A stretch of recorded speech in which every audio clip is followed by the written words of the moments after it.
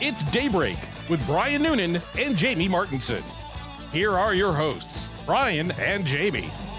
6:06 right now. Thank you so much for joining us this morning on the Civic Media Network. My name is Jamie Martinson. Oh, and I'm Frank Gargano. That's right. We're having some technical issues with Brian's setup in Illinois today, so we're going to keep working on that. Frank's going to join me here for just a few minutes while Parker and Brian try to get through these technical issues. How was your weekend? How was my weekend? It's a really loaded question. Well, it's good to see It was fine. It's good to see you're back in your space.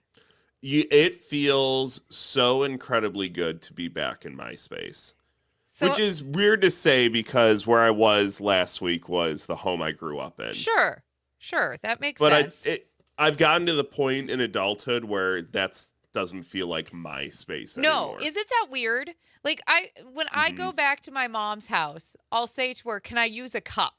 Right? Because it's not her house, right? It's not my house anymore. It's her house. Right. And I feel like I need permission to use the things in her house when I go there because it's actually not mine. You know, and she does the same thing when she comes to our house. She'll be like, "Can I grab a cup? Can I grab a spoon?" Or kind of whatever she might be doing. But it is very much a weird dynamic when it's not your space anymore, even though it used to be your space. Right. It just feels really good to be back home and in my own space. Like Friday after the show, I packed up my stuff and I was like, all right, we need to get home.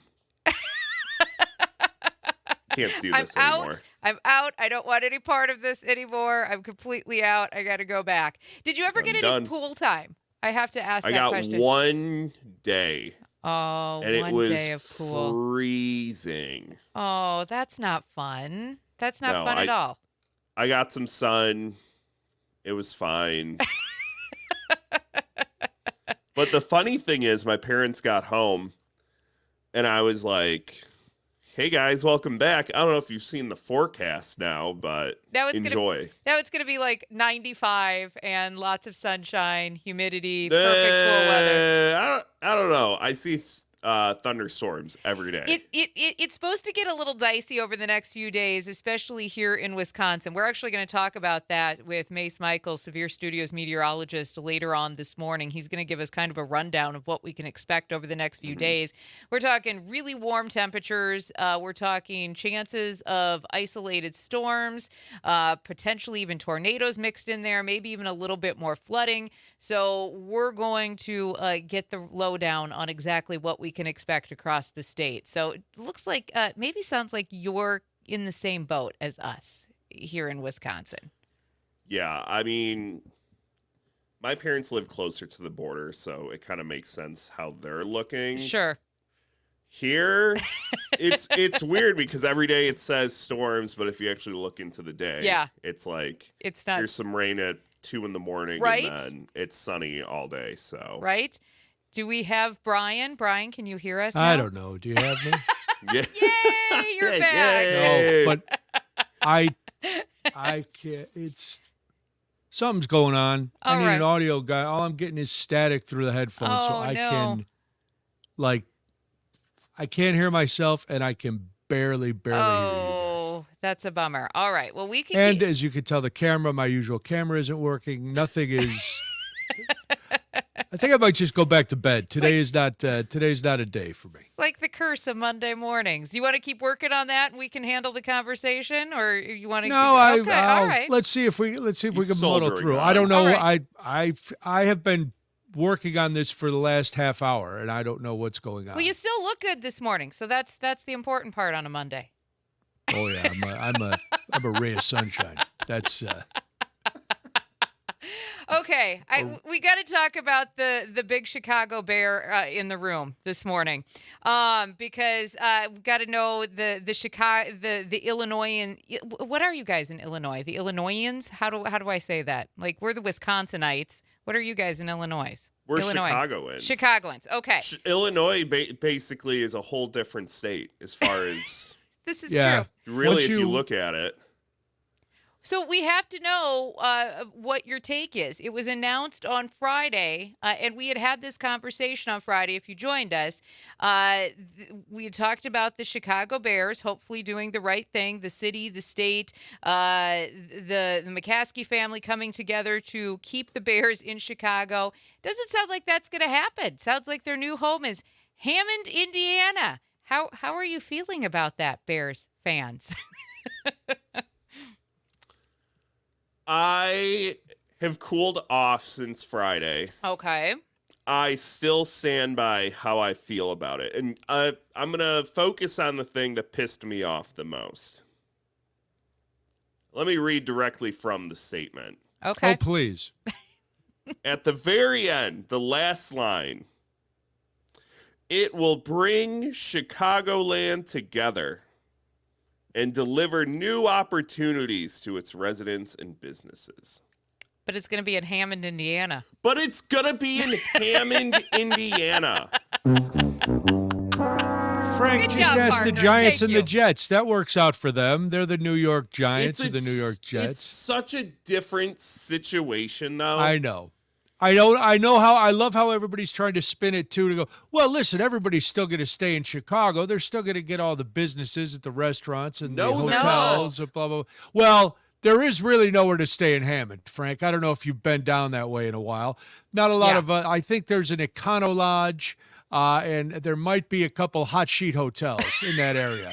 But other than that, there's not some high roller luxury There might be things. a Red Roof Inn somewhere in the vicinity. And to be honest, I mean, I hate the idea. I think the McCaskies need to get rid of the team.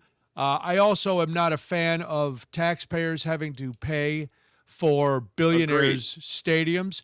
So I can't be mad. I'm mad at Chicago, at the mayor for not working it out. I'm mad at, but I'm not mad that we don't have to pay for it, you know? Yeah. Mm-hmm. I think if you look at mile to mile, it's closer than Arlington Heights from the old spot. But yeah, it is Indiana, and I don't want to be in Indiana. I mean, Nobody does. And I think Even people in Indiana don't want to be in Indiana. No, and let's be honest.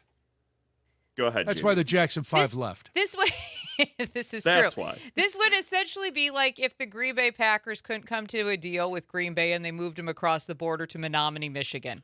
Correct. I mean, it's the exact same thing. If you're thinking about it, if you're a Packers fan and you're relishing in this moment with the Bears, think about it in that respect, that it would essentially be like having the Menominee Packers is what it would essentially be. I mean, I think this is okay. I know that you probably think as a Packers fan, I'm going to pick on the two of you. And yes, this is crazy to me. But yeah, I would. This is really bad for the brand of the Bears. It's really bad for anybody who supports this team. And I think this is just a bad look all the way around for the state and the city. I mean, it is just a bad look all the way around. And yeah, maybe there's a little gloating that's going to happen. Parker, what do you say on this? Boys, love ya. Hate your Bears, though. I think it is the funniest thing ever that you may end up in Hammond, Indiana. I think it is embarrassing that they are going to end up in Hammond, Indiana. That said, I don't want them in Hammond, Indiana. Right. It sucks. They should be in Chicago. Right. I mean, it's really hard to call them the Chicago Bears knowing that the home is now Indiana. Now, has it been worked out where, like, their training facilities will be yet? I mean, is that all going to also be in Indiana? Yeah, those are going to be in Iowa. They're gonna have training camp in Iowa. They're gonna play in Hammond, Indiana. They'll drive through. Caleb Williams will stop at some pizza place that he came out the other day on a podcast and said was the best pizza he ever had in Chicago. It's Zarella's. It's really good. Well, so he will go can there. Confirm. But other than that, nah. I'm as mad about this as I am about them going to Arlington Heights. I didn't want them to go to Arlington Heights either. They should have stayed in the city. The mayor should have worked harder on it. They should have been able to take over. They don't even use that the eastern part of McCormick Place anymore. Tear it down, build a world-class stadium there, host not only the Bears but then concerts and perhaps somewhere down the line a Super Bowl, which has never been able to come here.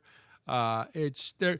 There's so many places, but the Republicans in Illinois are seizing on it. Oh, look at this is the governor that lost the Bears.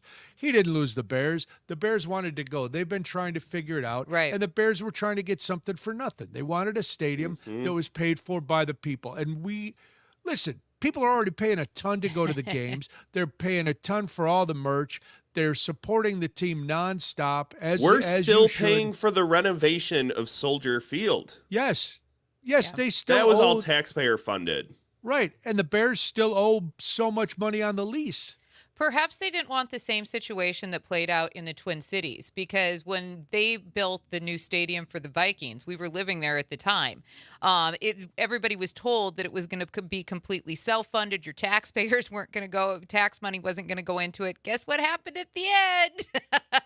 It turned out that it was taxpayer funded, and a lot of people who lived in the vicinity saw their taxes go way up, along with the businesses, the homeowners, anybody who had property in the area. And and that's just the thing.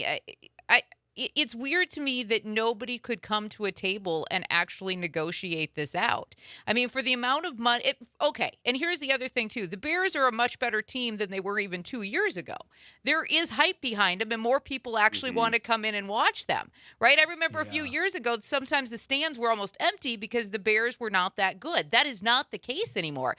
You would think that they would want to capitalize on that and bring more money into Chicago as a whole and, tout the businesses, the motels, all of the great restaurants, instead of send everybody to Hammond, Indiana. Everybody's going to Exciting. stay at the Horseshoe Casino in Gary.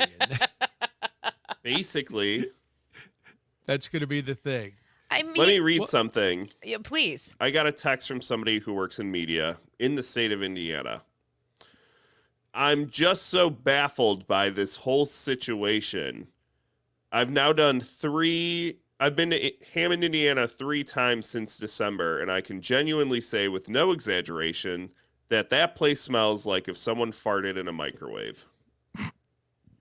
Well, yes, because you know why? They also haven't done any of investigate to see if the land is toxic, because they think it could be. So all of this could be for naught. While the Bears have, in fact, in the past been a nuclear waste site, I don't think they want to build a new stadium on a waste site. Wow. This is fascinating to watch play out. And I think if you're in Wisconsin, this is exactly what people thought was potentially going to happen with the Brewers if they wouldn't have come to some sort of deal last year between the city, the state, and the organization as a whole. But they did the right thing. They kept him in Milwaukee. For any Bears fan's sake, I wish I could say the same for what's happening there, honestly, because this is fascinating, I guess, is the only word I have as an outsider. Frank, do you think this is just a last-minute ploy? Because they didn't say they were definitely moving. They were going to move ahead with conversations. But it's not going to matter if the land they can't build on, if they're still trying to get a better deal for tax breaks from Arlington Heights, or if they're trying to get the state to just say, all right, you know what, we don't want you to leave. We'll build you a stadium anyway. We'll see. We will see. We'll move it on. All right, listen, we got to move on. Would you rather the government focus on, I don't know, From Lake Superior to Lake Michigan, this is Wisconsin's Morning Conversation. Daybreak with Brian and Jamie. Thank you so much for joining us this morning. It is 22 minutes after 6 on the Civic Media Network. We hope that your day is off to a great start. My name is Jamie Martinson. Yeah, I hope your day is off to a great start. That would be a change. Okay. Hey, I'm Brian Noonan, 855-75-CIVIC, 855-752-4842. If you want to get involved in the program, we would love to have you. Are you tired of the government focusing on coal when it comes to energy? And maybe we do something else. Maybe we focus on, I don't know, wind or solar or something else. Well, a coal plant in south central Wisconsin is expected to receive $19 million in federal funding for a modernization project after the plant was originally scheduled to retire almost 2 years ago. Now, the current administration announced plans this week to provide up to $500 million in funding 2 coal-fired power plants in 10 states.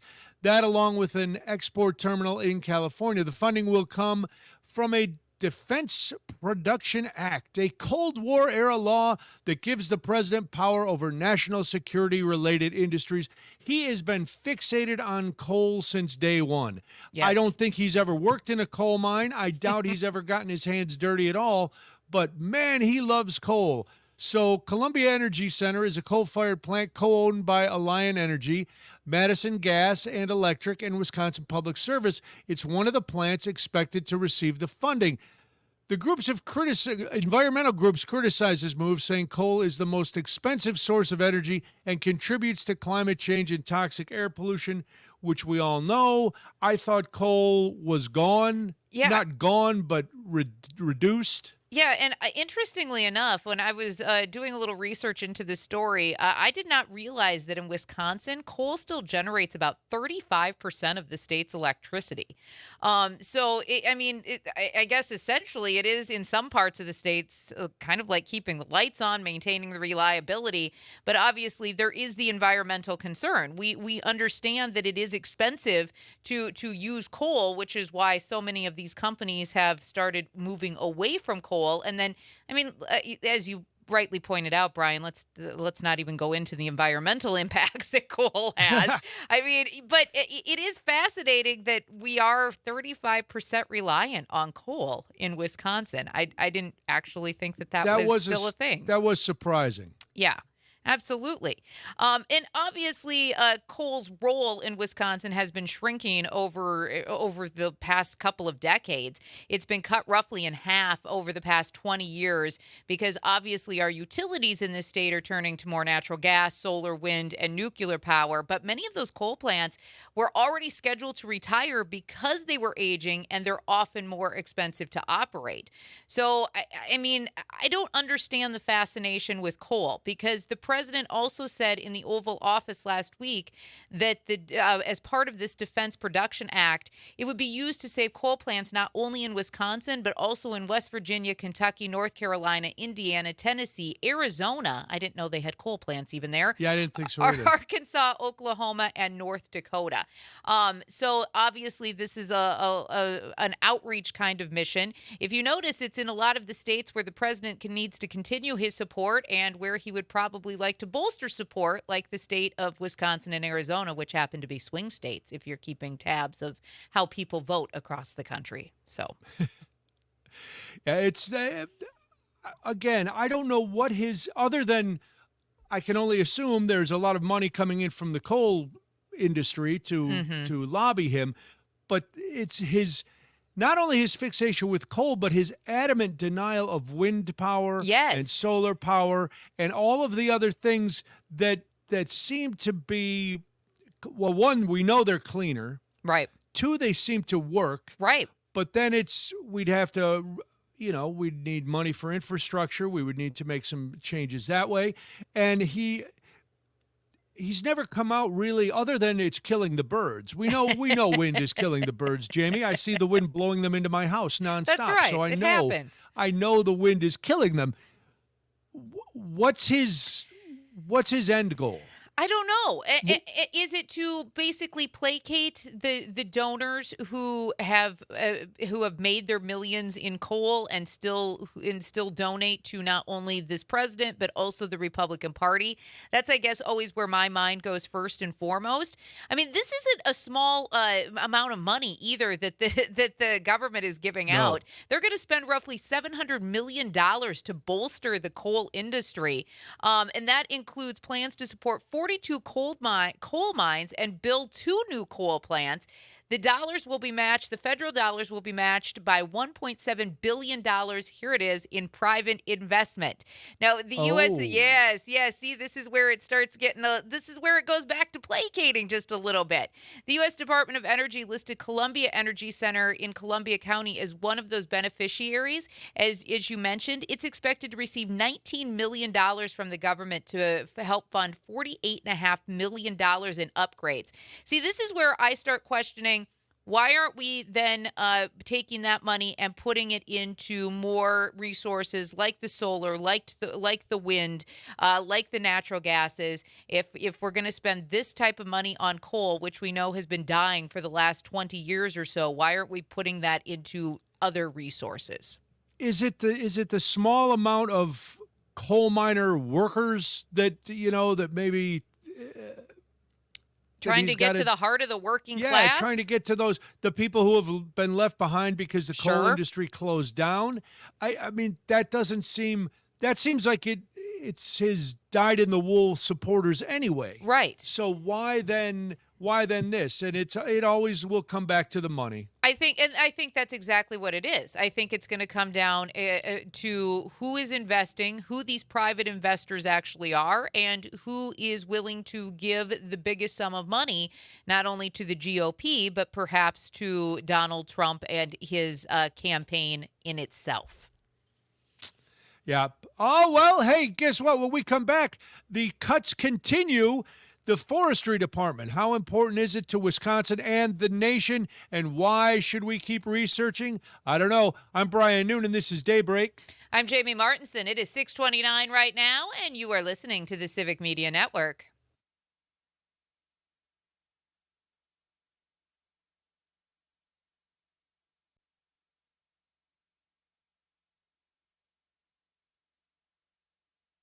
All facts, no fiction. It's Daybreak with Brian and Jamie. It's 6:35 right now. Thank you so much for joining us this morning. A little over a half hour away or so before you'll have more chances to qualify for another week of prizes in our Accelerate Your Summer statewide, multi-state, I should say, text to win contest. So get your Civic Media app ready if you don't already have it, and be listening for another word coming your way after 7 o'clock this morning, Brian. Very exciting stuff. We're going to give away more It is exciting. cash. You sound so much better.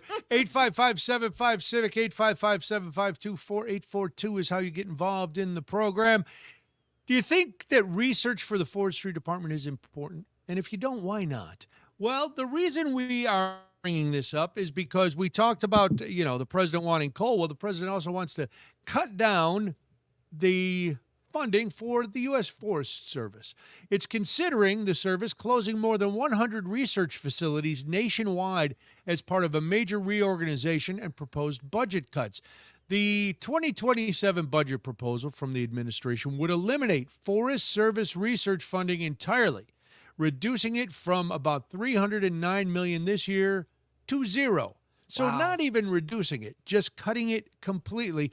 Well, we know he doesn't think we need national parks. He doesn't think we need forests. No, he wants to privatize those and sell the land to the highest bidder. Gotta sell them out and then drill, baby, drill, and all the rest of it. And, that's the reason for wildfires, because we don't rake the forests. And why, if we're not going to if you can't keep your things nice, why even have them? So we're going to have to just get rid of them.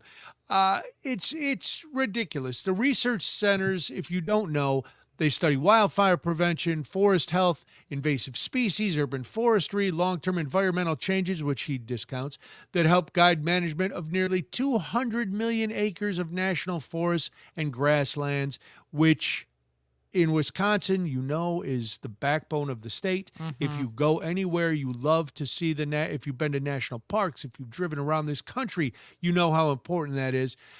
According to researchers, many of the facilities cost very little to operate. Now, I'm going to fund two today, Jamie, right? Because one in Hawaii operates under a 65-year lease that costs the federal government a one-time payment of just $1.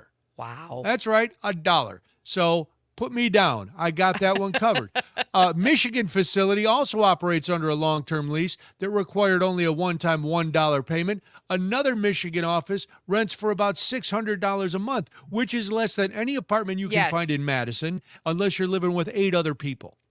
So it's another sign that this administration puts no value on anything that they can't make money from. Right. And that's not the job of the government. The job of the government is not to make money. No. But his priorities are screwed up. But at the end of the day, that's what this administration is literally banking on. I mean, we know that this president has made somewhere close to $4 billion since he became president for the second time. So that's essentially what this administration is banking on. And they are basically selling out portions of the government to the highest bidder. It's what they're doing. I mean, we're just a ray of sunshine with the environment this morning, aren't we? Last half hour, it's we were raining. talking about We're getting, the we're getting coal, everything. Everything's coal, for forestry, coal. all of it this morning. But what I worry about most is in Wisconsin, the economic impact and also the people that are going to lose jobs. Because if you want to look at this on a more, finite scale, this reorganization is going to affect about 250 employees and also close several offices and research facilities across this state. In fact, the agency is shutting down its Eastern Region headquarters in Milwaukee. That's one of the 9 regional offices nationwide that's slated for closure, and a lot of those operations will be consolidated into this new service center in Madison. 2 Wisconsin research stations, one in Wisconsin Rapids and one in Prairie du Chien, are scheduled to also close. Major facilities in Rhinelander and also the Forest Products Laboratory in Madison are not right now on the closure list. Now, the Forest Service workforce has already dropped from about 645 employees to 539 here in Wisconsin. That's a reduction of about 100 positions because of the budget cuts. There's been retirements, there's been buyouts, there's been restructuring. And if you're wondering what these people do on a daily basis, right, and you love the outdoors or you're worried about the environment, they are essentially You the mean people. they're not just sitting on a lawn chair out there looking They at are trees? not. They are Oh. managing the public lands. They oversee timber sales. They monitor forest health. They fight wildfires. They conduct prescribed burns. They maintain trails. They maintain the campgrounds that we all love. And they also assist private landowners with forest management plans. That is what they are essentially doing. And by cutting these positions, you are eliminating the prospect of those things continuing to happen in the state of Wisconsin. 57,000 jobs bring our what's happening in the forest products industry in Wisconsin. 57,000 jobs, billions of dollars in economic activity every year just for this state alone. Yeah. So forest research, wildfire prevention, and sustainable land management are huge parts of this state's economy. And we're going to lose some. We're not going to lose it all. But around the country, boy, when you hear like a budget cut, okay, they hurt. Mm-hmm. But when your entire budget is cut Yes. to zero, And it's not. what are we supposed to do? What And it's not How do we only fight it? affecting, and that's the thing, when you talk about those 57,000 jobs and the billions of dollars, it's not just through the federal agencies. We are talking about other industries, including logging, paper production. Hello, we have lots of those plants and those mills all along the lakes in this state. Manufacturing, construction materials, and outdoor recreation. So we were talking about all sorts of different parts of our of the economy being impacted by these particular cuts. And let's also be clear about something.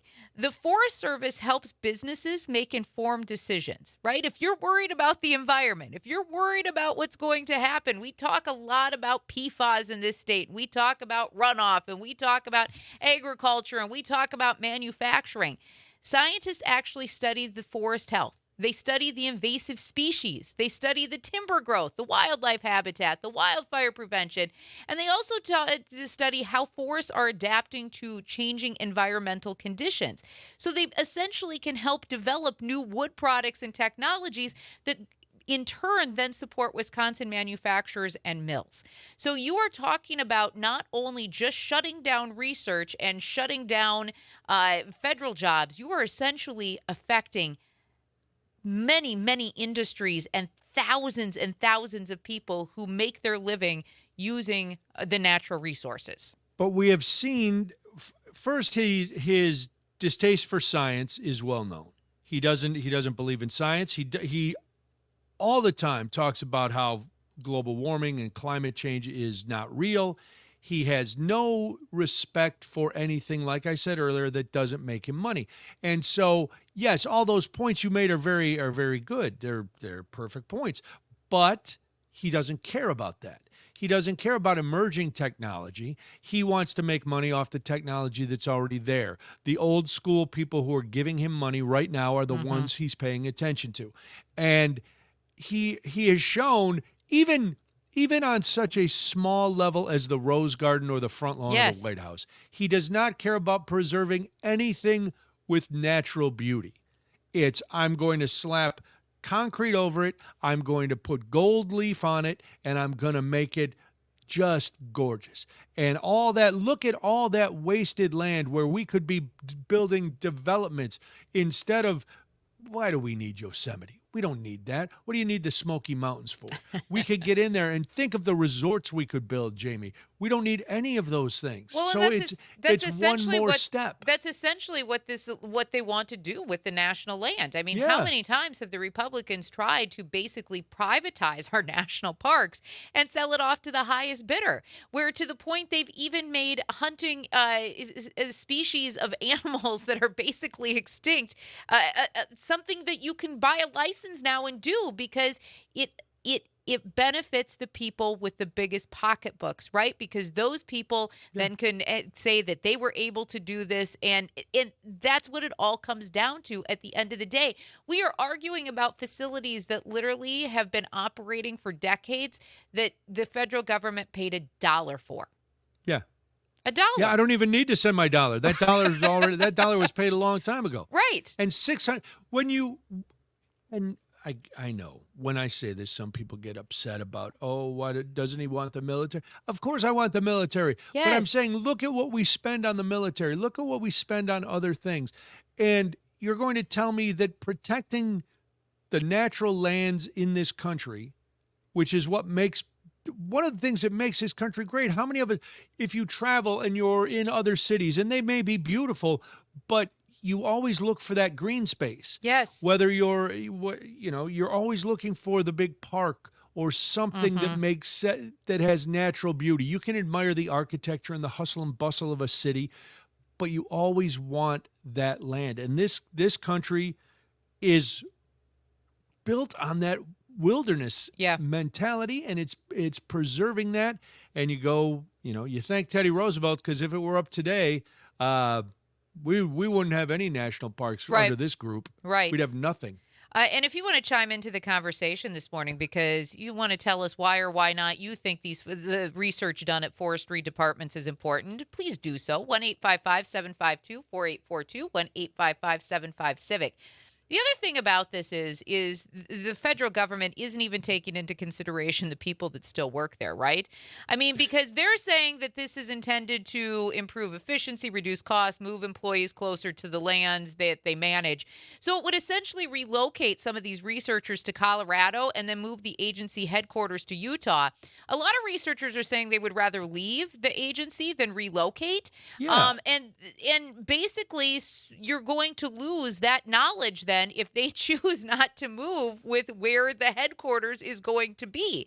And labor unions who are representing Forest Service employees say that this reorganization may actually violate, big surprise here, federal rules requiring congressional review before major agency restructuring takes place. I mean, that would just be another, feather in the cap of this administration and skirting around the rules of the Congress. Not that I think they'll actually do anything to stop it anyway. If you're wondering, no, we don't need. There's nothing that is supposed to get congressional approval gets congressional approval, because when you believe that you are above the law and no one has given you any reason to think that you're not, you don't need to follow the rules, and that's where we've been for a long time. Especially the second term, but we were even seeing it more in the first term toward the end. He'll do what he wants. And then we'll have a huge fuss over it. You and I will discuss it. People will sound off. And then a couple months down the road, the courts will go, you can't do that. Right. And it'll be stopped. But it'll be too late. Yeah. Just like the East Wing. He demolished it before he had any Where okay. there's a And big then they were like, gaping hole. you can't do that. Oh, guess what? Well, I already did. it.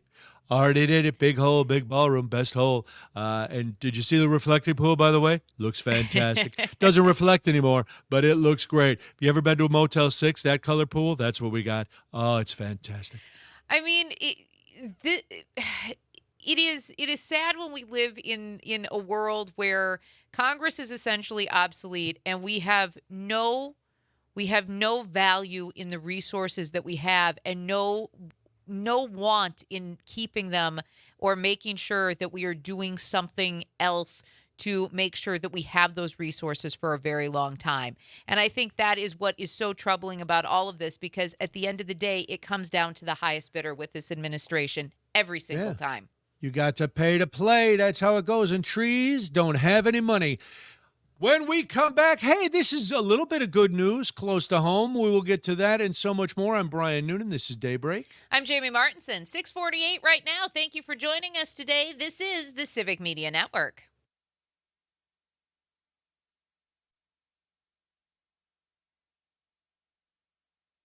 Local news, community stories, and the conversations that matter most.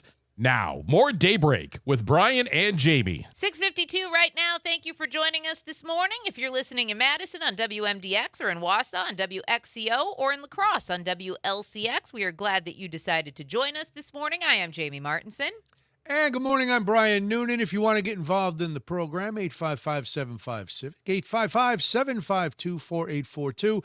In just a few minutes after 7 o'clock, we're going to give you the first word, Jamie. The Accelerate Very Your Summer exciting. Multi-State Text to Win contest is back. 5 more days of big prizes and your chance to qualify for the grand prize. So be listening for that after 7.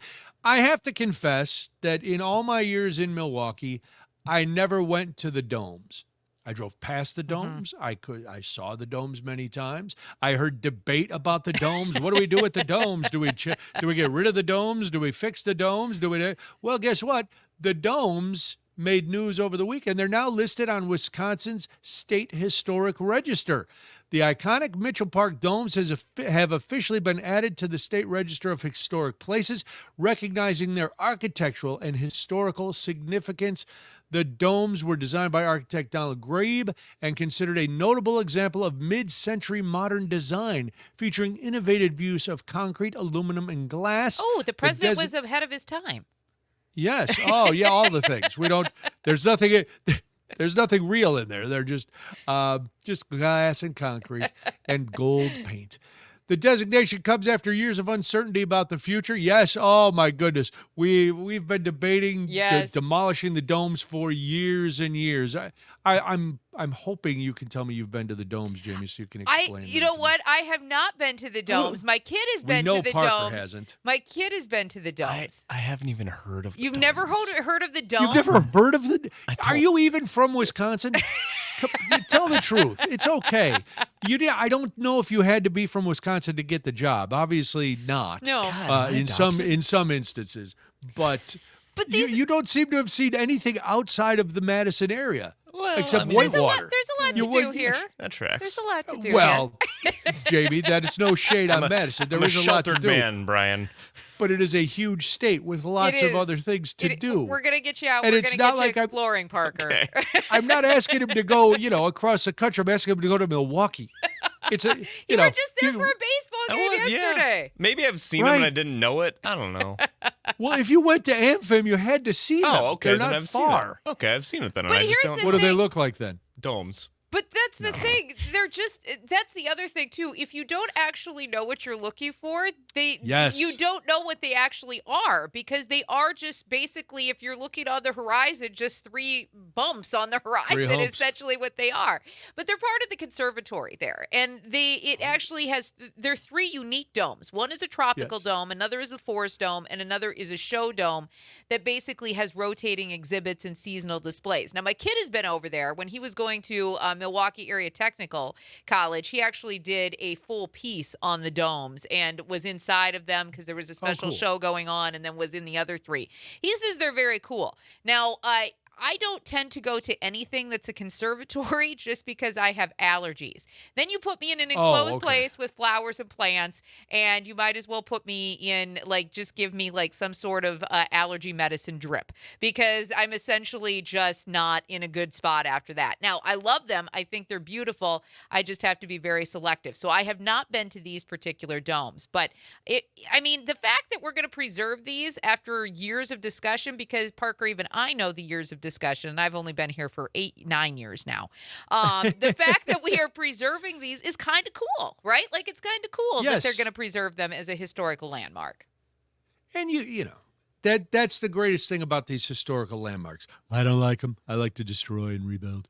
But the fact that you can, now they're there and okay, we're not going to get rid of them, so Right. we're going to just continue to maintain them and maybe do some improvements on them, but you can't change the basic Right. structure. You can't change the appearance.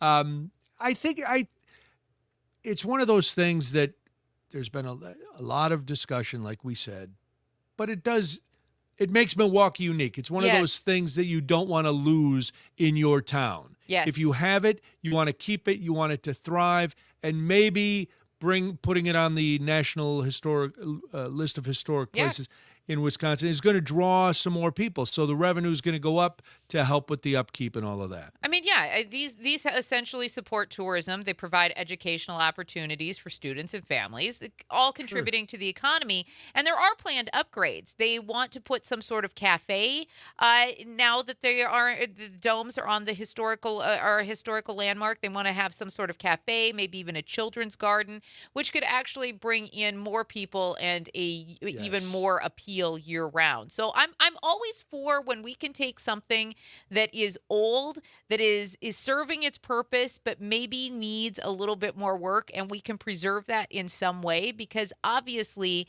something built in the 1960s has a little history too.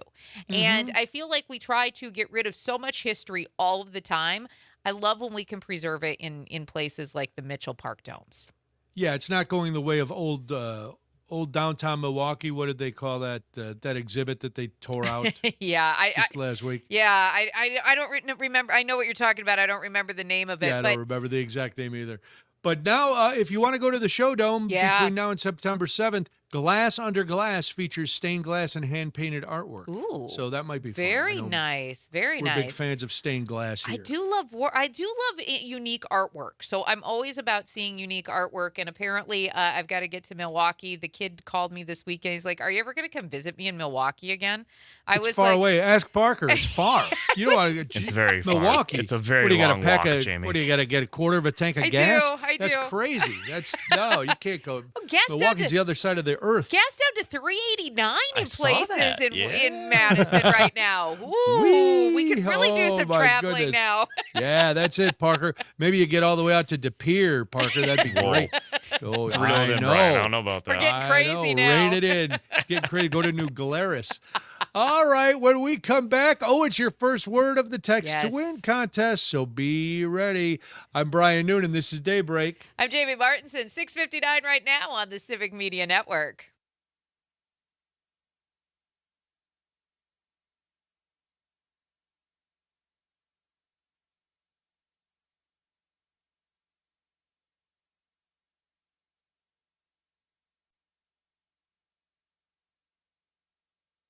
Wisconsin wakes up here. Back to Daybreak with Brian and Jamie.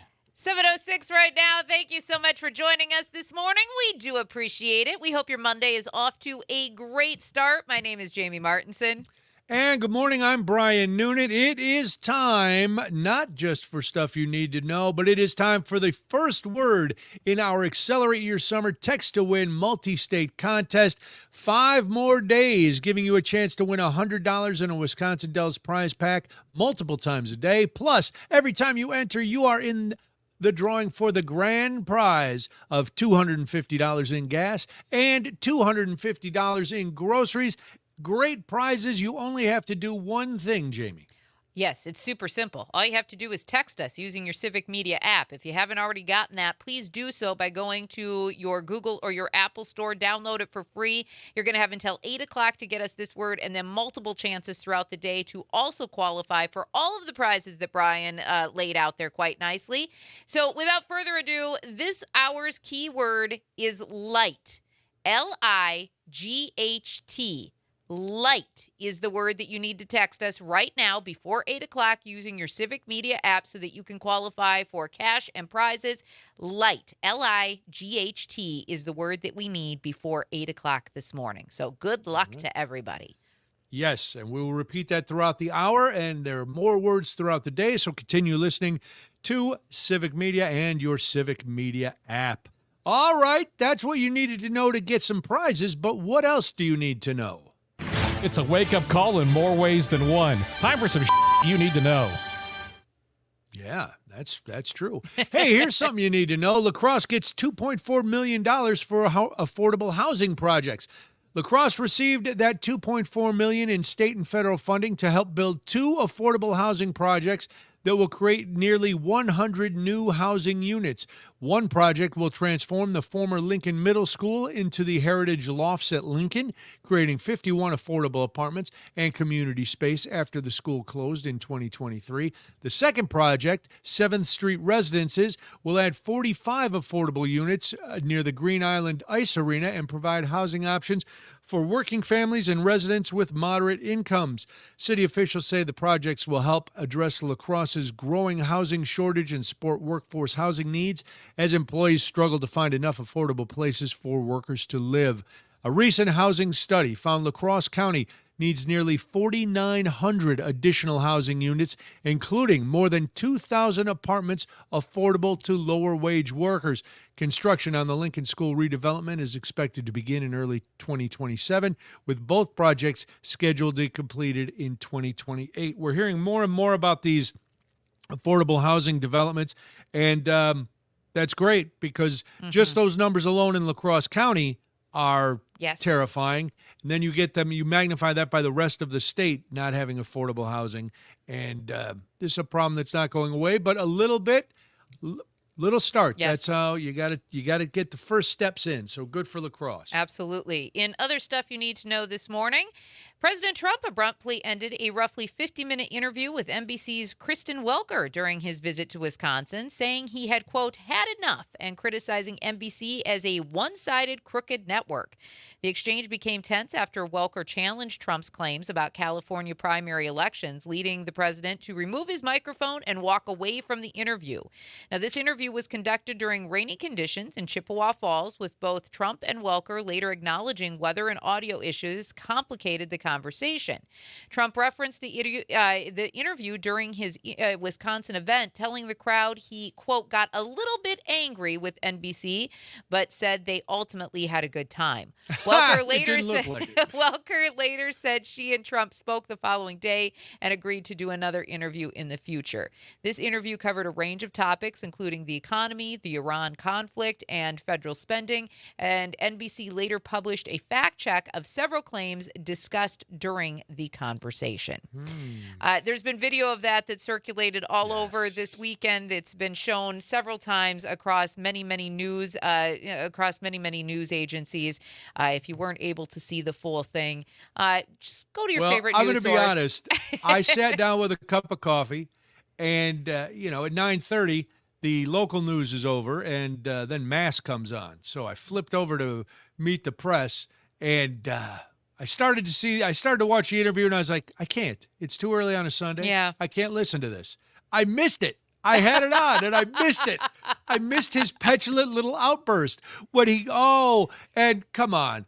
I've been critical of Kristen Welker privately, well, just to my wife on Sunday mornings, yelling, why doesn't she ask the harder question? Why doesn't she follow up? What she did, and then he said she was stupid. Again, he loves to call ladies stupid. I don't, ladies, why do you still support this guy? But anyway, yes, so he had a little temper tantrum, and he stormed off the interview because finally somebody called him out. Yeah. Finally, she was like, there's no proof of the election in California being fake. There's no proof of this. He doesn't like that. And he especially doesn't like it from women. Yeah. Man, oh man, this guy hates strong women. He does. Nasty women. He does. And Brian, they should know their place. They should keep their mouths shut. And later this morning, we're going to actually have a fun game of fact or fiction based on the president's appearance in Chippewa Falls on Friday. So we'll get into a little bit of that later this hour. So join us for that as well. Well, I read this whole story. I was trying to figure out how to fit this into the show because it's fascinating, this thing. It is fascinating. A new private property signs in a rope barrier along Lake Michigan near Lion's Den Gorge Nature Preserve in Ozaukee County are sparking debate over public access to Wisconsin shoreline. Go and follow up on this story and read more. We'll probably talk about it more. Nearby property owners say the signs were installed because of ongoing problems with litter, dog waste, trespassing, and people climbing unstable bluffs near their home. The Wisconsin Department of Natural Resources is investigating and plans to determine the site's official ordinary high water mark, which helps determine where the public can legally walk along the shoreline. And that's a very important part of this story. The Ozaukee County Sheriff's Office says people generally have the right to walk along the beach below the ordinary high water mark and advises visitors to stay on wet sand or in the water to avoid trespassing concerns. The dispute comes as a separate Lake Michigan beach access case in Shorewood moves through the courts and could eventually reach the Wisconsin Supreme Court. So I started reading this and I immediately thought, oh, these spoiled people who live on the lake. What? Oh, they don't want people walking along the lake. Then I thought, these people who leave their dog waste and drop garbage and stuff, I hate them too. Then I read more and I said, oh, okay, there is a law that says if you have a house on a bluff, your property does extend down to the natural high water mark. So people could still theoretically, down the road, still walk along the water's edge, get your feet wet, enjoy the walk, but you couldn't go past a certain point. Right. Which makes sense because the other thing was some of the residents were saying, yeah, people are climbing these bluffs. We're afraid somebody's going to get hurt. It's a liability issue because it technically is our property, and we don't want to have to cover somebody falling off a bluff because they didn't obey the no trespassing signs. So it is a complicated thing, but I came to the conclusion that these property owners have that right, and it would not, as I thought initially, completely shut down that stretch of beach. It would still be accessible. You just have to, ply your trade elsewhere. And do me a favor. I don't care where you are outside. I don't care if you're in the parking structure next to the station. Pick up your garbage, you pigs. I don't know why we still have to clean up after your dog. I still don't know why we have to teach people to do this. Because people are dumb and they only think of themselves. That's what it is. Yes. We want to get into this story as well because this is going to affect a lot of people. This is our big story. If you or somebody you know uses WIC, the WIC benefits, you're going to want to pay attention to this because the U.S. House has approved a new federal spending bill that would actually reduce funding for the WIC program by about $200 million. Now, of course, if you're not familiar, WIC provides food assistance and nutrition support to pregnant women, new mothers, infants, and children up to the age of 5. This particular proposal, Brian, would actually reduce monthly fruit and vegetable benefits for participants. Benefits for breastfeeding mothers could drop from about $52 per month to $13, while benefits for young children could fall from $26 to $10 per month. About 5.4 million people across the country actually receive WIC benefits, and it helps people purchase healthy foods like fruits and vegetables, milk, eggs, cereal, infant formula, kind of important if you have an infant in the house, whole grains, and other approved items. Jamie, before you go on, can I clarify something? Sure. Is this the House run by Republicans? They are the party that's telling people we need to have more kids, right? And that they are even have kids you can't afford, which they're trying to make more possible because they're cutting funds. So these are the people they care and correct me again. They care about people if they're unborn. They care about children. Mm-hmm. But once you're born, you don't need to eat healthy. And you don't need to get meals in school. Right. So it's only until you actually are outside your mother's body that you're important. Once you hit the streets, you're a burden. Apparently so. And we don't want to make sure, we want to make sure that when that happens, that you don't have the support that you need or the healthy foods or, the medical care that you actually need. But in case you're wondering, WIC actually differs from SNAP or food stamps because those benefits can only be used on specific foods that meet federal nutrition standards designed for pregnant women, babies, and young children. Now, in case you're wondering how this impacts Wisconsin, the WIC program serves more than 142,500 women, infants, and young children each year, with roughly 106,000 people receiving benefits in this state alone. That is 38% of all babies born in Wisconsin, and more than a quarter of children under the age of 5 statewide are using the WIC benefits. Overall, it serves about 54% of the eligible population. And here's the other thing that people in this state need to remember, that this is an urban, a rural area. This is a program that benefits all of them. The biggest users of WIC in the state of Wisconsin are white women who live in Milwaukee, Madison, and Marathon counties. Say that again, would you? Yes. So the biggest portion of WIC recipients in this state goes to Milwaukee, Madison, and Marathon counties. That can't be right. It is. I know. I did the research. But it goes against all the everything. things. Yes. So not only would this cut nutrition, it's going to also force states to create waiting lists or limit enrollment if available funding is not enough. Health experts also say that WIC is a preventative program that improves birth outcomes, child nutrition, and long-term health. Every dollar invested in WIC generates an estimated $2.48 in future savings through lower health care and social service Just do costs. away with it. But again, short-term vision, short-term, we're cutting this. We don't pay attention to long-term because a lot of the people making these decisions are not going to be here in the long term. Yep. It's just time. It's just fact. I mean, the whole thing is this is a program that is supposed to help and benefit mothers so that they can stay healthy. They can get the assistance that they need. They can buy the fruits, the vegetables, the supplements, and potentially even the baby formula, which, again, kind of important if you have a child in the house to make sure that they're healthy. Oh, my goodness. Yes, it's tough. It's a very happy Monday here. We're going to play Swipe or Stay next. I'm Brian Noonan. This is Daybreak. I'm Jamie Martinson. 7:19 right now. Thank you for joining us today. This is the Civic Media Network.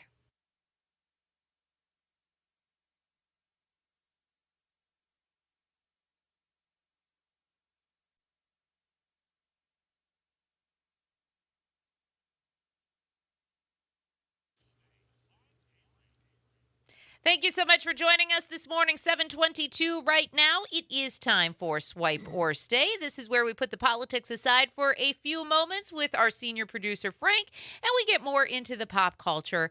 How's it going today? It's going good. We've got some interesting stories, All right. to say the least, for today. All right, we're ready. We're ready.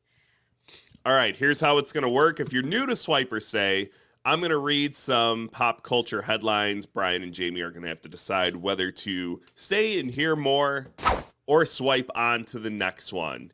Parker gets to be the tiebreaker if it comes down to that. So let's get moving to story number 1.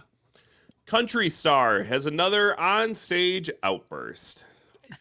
I'm going to pass. It's got to be Morgan Wallen because he's human. Morgan Wallen. He's skibbity. That name, Morgan Wallen. Let's swipe Morgan on Wallen. this one. Swipe it. Swipe. TV star apologizes for resurfaced photo. Oh, what could it be? I'm staying. I'll stay. Parker, do we have the photo ready, by the way? Oh, boy. We've got it ready, Frank. Okay. Oh, All what's right. happening here? Wow. So, Heated Rivalry may be the most popular and successful shows of the year. However, one of its stars is dealing with something from his past. Hudson Williams is apologizing for this resurfaced photo with if you look in the top left corner of his forehead, there is a swastika. I was just looking at the upside down cross, Satan. But Yeah. yes, I If do you see the look next swastika. to that- Yes, I see it. Oh my goodness. gosh. Now, I thought it was Ryan Reynolds at first. as with everything, context is important. Yes. Okay. Hold on. I am. What happened was he fell asleep and other intoxicated teens drew all over him. Oh. Somebody That thought makes they were sense. being funny Okay. and drew a swastika on his Who forehead. are these other teens then, and why would they think Those that's pixelated funny? honeys. I mean, probably just some dumb college friends. Okay. Sources close to Hudson described the incident as a group of underage kids doing dumb things while under the influence, adding that the behavior was completely inexcusable. How do you handle this one? You let it go. I think you try not to draw any more attention to this one, right? Yeah. Get it? Draw Yeah. attention? I got Pun it. That was completely clever. unintended. I'm not that clever this morning, but Very nicely done. Well, it's a permanent mark on his record, Frank. That's Yeah. all I'll say about that. Yeah, it's Thank you, Parker. good. Any Let's more not- puns before we move Yeah, on? let's No, I not think put we're a good. I finer think we're point on good. this story. All right, celebrities' courtside seat is going up for auction. I'll stay. All right, I'll stay. Because I know the sporty sportsmans will get mad. All right, so you're probably thinking that something like Spike Lee's auctioning up his seat to like one of the Knicks games or Sure. something of that nature, That right? would never happen. Yeah, but It would Sure. never happen, and it's not happening Oh. because this isn't a seat to a game. Oh, it's okay. his own seat? You get to rub my booty? Taylor Swift's seat that she sat in for the Eastern Conference Finals game Stop a couple weeks Oh ago my is God, currently stop up it. for auction. I hate That's this. right. I hate this so It can much. be yours, Parker. Stop it. No. Stop. Stop. It's a how do you- how chair. do- it's a chair. It's a folding chair. I could have It picked is it up a at Costco. courtside seat. What It's about a folding Travis's chair. What about the Nobody it cares have- about Travis's What about chair. what about the He's just a football player. what about the Frank, cup let he me ask chugged this. from? He's just Ken. Is there some sort of lingering mark or stain or how do I know it's don't Taylor know. Swift's chair? Wow. Here's what we have from the What auction do we site. have? Let's see. As one of the most recognized and influential artists of her generation, the occupant of this chair has earned worldwide acclaim through a career defined by commercial success, critical recognition, and multiple Grammy Award victories. Her attendance reflects the cultural reach of the NBA playoffs and the significance of the Eastern Conference Finals as one of the most visible events in sports. Stop. What is Stop. the starting bid on this? Do we know? The starting bid was $100. Do we know what it's What up did it to go as of for? right now? We do. Do we have any guesses? 7,300. Oh, much higher. I'm gonna JD? say like 12,000. Oh, Parker? I think much higher. I think this is going to be like 40,000 at least. People are It is. Brian was closest. He still went over. Really? $6,000 Price is right, right I'm out. now. Okay. $6,000 right Well- now, but the auction doesn't end until June 14th. So Yeah. we'll keep an eye on Can we this buy to it see. for our cow? There's So nothing. we can milk it? Can we buy that and use it to milk our that's the adopted milking cow? stool? The milking Milking stool. stool. The milking stool. So this was my $40,000 milking thought. stool. Yeah. For anybody, like even if, let's say you're a billionaire, maybe if I was a billionaire and just had money to throw around, I would as like a joke don't? piece. But like, do you walk people through Well, what are you your gonna do house with and the be like, chair? do you see what this is? That's so What is it? weird. And you know, somebody from like New York bought this. Of course. What is this? It's a Cavs seat. Taylor Swift sat in it. Are you Oh, sure? my. Well, here's the certificate. I mean, it's so Here's it's the very certificate. strange. Stop it. It's very strange. I don't But another understand thing, our obsession if- with culture. Dopes. If I have the money to buy this, I'm buying something cooler. Right, then a chair Taylor she sat Swift's. in. Yeah, not some. Yeah. No. No, Unless that's she was weird. really sweaty and there's like a Shroud of Turin situation going on there. Then I'm you'd not- buy it? No, but I'd understand it a little more. This is weird. All right, Nick, we got Strange. time for a quick one, Frank. Quick one. Do we have a quick one? Buffalo Wild Wings is being roasted online for a tweet relating to the NBA Finals. If you watch Game 1, there was a fan that ran on the court to take a selfie with Victor Wembanyama and was rushed off the court. He resulted in being banned from all NBA stadiums for Wow. life. Buffalo Wild Wings tweeted out, "Internet, help us find this banned fan. He can watch the rest of the NBA Finals on us," because that's great. Let's encourage that behavior. No. So they're taking Boo. L's left and right. No. That's swiper stay, people. Wow. I'm staying for the next segment. You We have are. Fact or Yay. Fiction coming up. Fantastic. This is Daybreak on the Civic Media Network.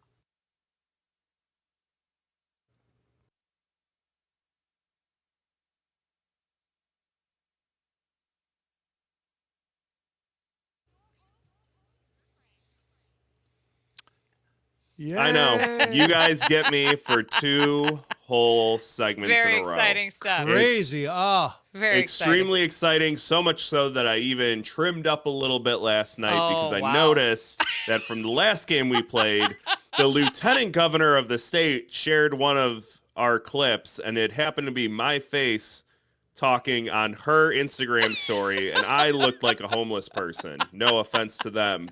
Just saying I wasn't shaven. Well, listen. It's early in the morning. We are It not is. expected to be fashion. I'm not plates. used to being on camera. this is is what I'm true. saying. Radio. It That's is what we radio. got into this for. Before we get into Radio. fact or fiction, though, let's quickly give out our Accelerate Please Your do. Summer Text to Win multi-state word again. This is your chance to win $100 and a Wisconsin Dells prize package. This is part of the daily giveaway. Plus, then every entry puts you into our grand prize drawing for $250 in gas and another $250 in groceries. The key word this hour, light. L-I-G-H-T. You got to text us using your Civic Media app. Again, that word is light, L-I-G-H-T. This is going to be for one of many opportunities to enter and qualify throughout today and this week, but light, L-I-G-H-T. So good luck to everybody. All right. All right, without Frank, what do you further got? ado.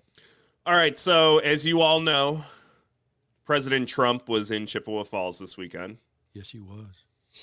to speak about agriculture to the farmers. And I was given the greatest task of all time, which is to watch the whole thing and come up with a fact or fiction game, which we love playing on here. We It's do. the greatest radio game of all time. It is. True. And you're a good human being, Frank.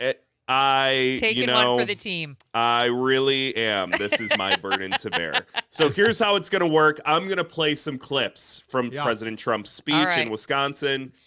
Brian and Jamie have to decide whether it is fact. That's the fact, Jack. Or if it's fiction. Pure right. fiction. Here we go. We ready? We're ready. And we've had great success here in Wisconsin, and we brought a lot of business to Wisconsin. We recommend it. I love the place. Fiction. Did President Trump bring a lot of business to Wisconsin? That is fiction. That's what I'm going with. Brian, going with fiction? Fiction. Pure fiction. It is fiction. So let's dive into this. Yes. The biggest Please. example we can look at is from the first Trump administration with Foxconn. Do we remember Foxconn? I do remember Foxconn. Yes. R.I.P. In Pour 2017, one out for Foxconn. Yes, in 2017, the announcement promised a roughly $10 billion LCD factory and up to 13,000 jobs in southeastern Wisconsin. No. They signed a revised incentive deal outlining a $672 million investment from Foxconn, creating fewer than 1,500 jobs. Trump has promised more investments in his latest term, but if it's anything like Foxconn, we cannot count any of those as fact just yet. Yeah. Remember during the State of the Union address when he was talking about all the investments that we have? Yes. Yes. And he inflated his own number, and the White House said it's actually 9.7 trillion, and I think he doubled it in his speech. So we're going with fiction for this one. Okay. Fiction. There's nothing sadder either than driving by the Foxconn building and seeing like 2 cars parked outside of it on a Wednesday afternoon at 1 p.m. If you're in the vicinity sometime, go do it. And that's about all you're going to see outside the building. It is a very sad sight. All right, moving on to number 2.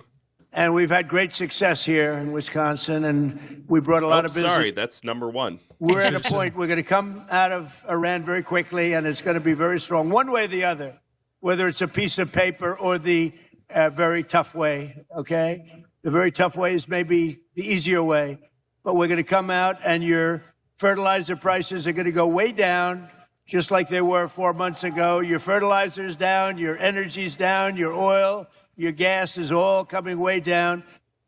All right, so the question is, our gas, there was a lot there. There I was a know. lot Some of in that these I one. have to, Yeah. there's some of these I extend just a little bit because this really is how the dots get connected. Sure. The hard way's the easy way? Okay. The hard way is the easy way. Okay.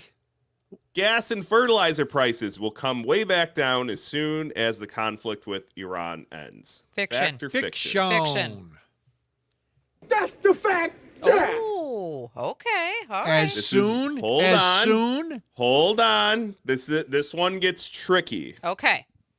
Look, none of these are really black and white for fact or fiction. Okay. So if the U.S. and Iran reach a lasting peace and shipping through the Strait of Hormuz returns to normal, gas and fertilizer prices will come down. That is a fact. Okay. Correct. Gasoline prices could respond within weeks, while fertilizer prices may take longer because global inventories and supply chains need time to recover. There's also a very real possibility that gas prices will not come down to pre-war levels anytime soon, if at all. So it's mostly fact. If you're just looking at it, prices are going to come down. Yes, that's a fact. Are they going to immediately drop? No. But that's just part of the allure, right? By telling people the half-truths, then it seems like you're telling them the truth, or you're not actually fudging the actual facts of what's going to happen. That's been part of the MO of this particular administration since the first version. Is if you say partially true things, then it seems like it's all true. And that's why you listen to Daybreak. That's right. Because you know producer Frank's going to watch it for you and do the fact checking. That way you can just kind of turn your brain off. That's right. And hear me spout about it. And you don't have to watch. What do you got things. next, Spouty? Here's what we've got. If you're just tuning in, we are playing Fact or Fiction. We are fact checking President Trump's speech from Wisconsin this past weekend. We had the worst border maybe anywhere in the world. There was no border. 25 million people came in. Drug dealers came in. People from mental institutions came in. Murderers came in. 11,888 murders, most of whom, over 50% of whom, killed. Can you believe this? More than one person. One killed 7 people. We allowed them into our country. We've got them largely. They're going out, and they're going out fast. We have to fight crooked judges, crooked administrations, crooked politicians. Wow. That was a stream of consciousness. Man. Fiction. I'm going to say fiction. Pure fiction. You know what's fun about some of these? It's the same speech recycled over and over. Yeah. Like some of these, like especially for the immigration thing, I feel like I looked at my old script, copied and pasted that section. Yeah. Back It's 2020 all over again. Truly. All right. As for people entering the country, U.S. Customs and Border Protection recorded about 11 million border encounters during Biden's term, but that does not mean 11 million different people entered the country illegally. That is far from the 25 million quoted by President Trump as in the clip you just heard. The true number of unique individuals who entered unlawfully is not known. As for murderers, and I want this to be very clear, the FBI's national crime data does not systematically track the immigration status of homicide offenders.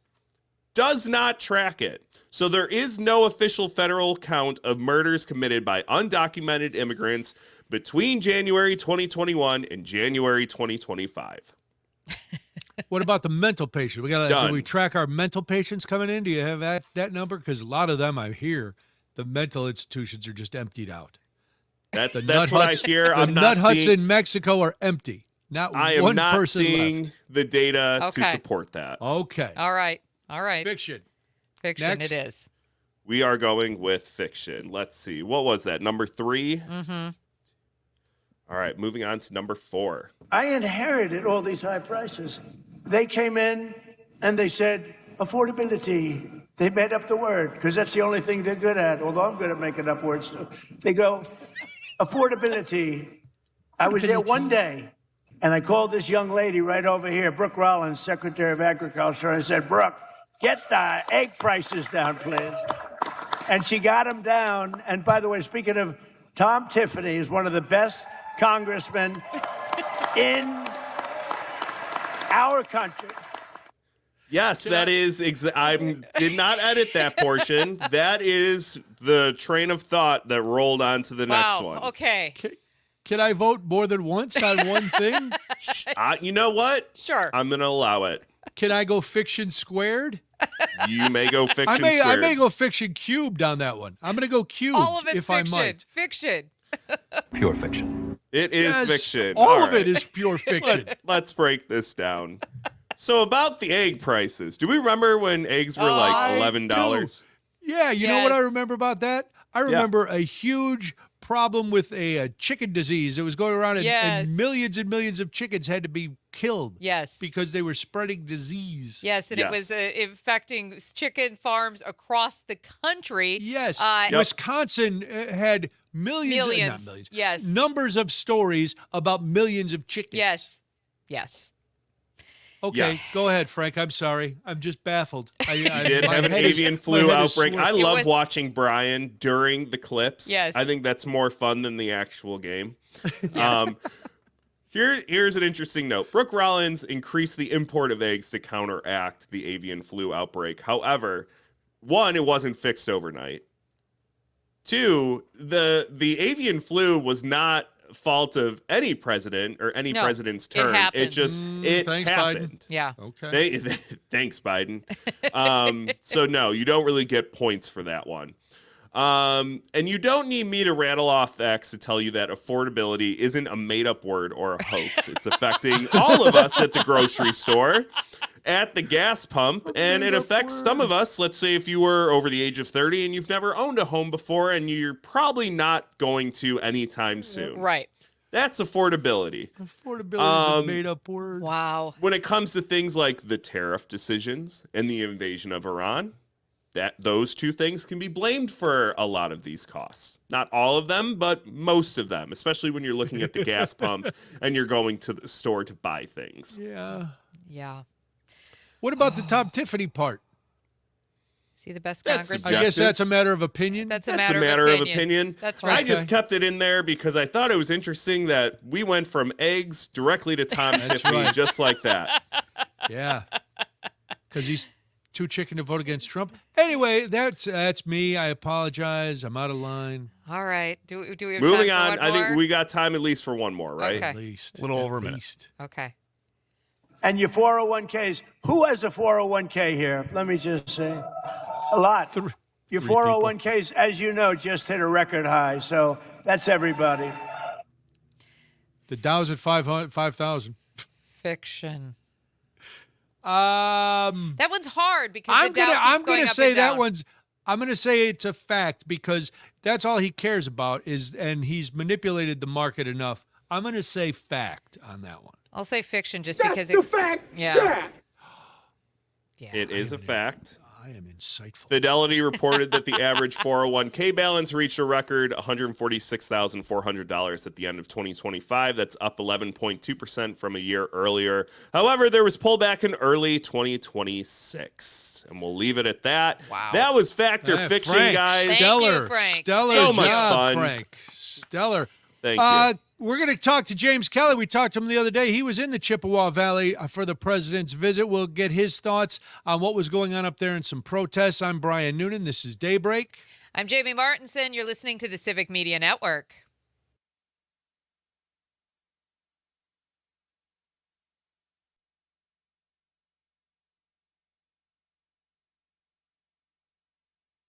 Local voices, statewide impact. It's Daybreak with Brian and Jamie. 7:52 right now. Thank you for joining us this morning on the Civic Media Network. My name is Jamie Martinson. And good morning. I'm Brian Noonan. Glad you are here. Jamie, we got to remind everybody they've got about 7 minutes for this hour's word in our Accelerate Your Summer Text to Win multi-state contest. You know the deal.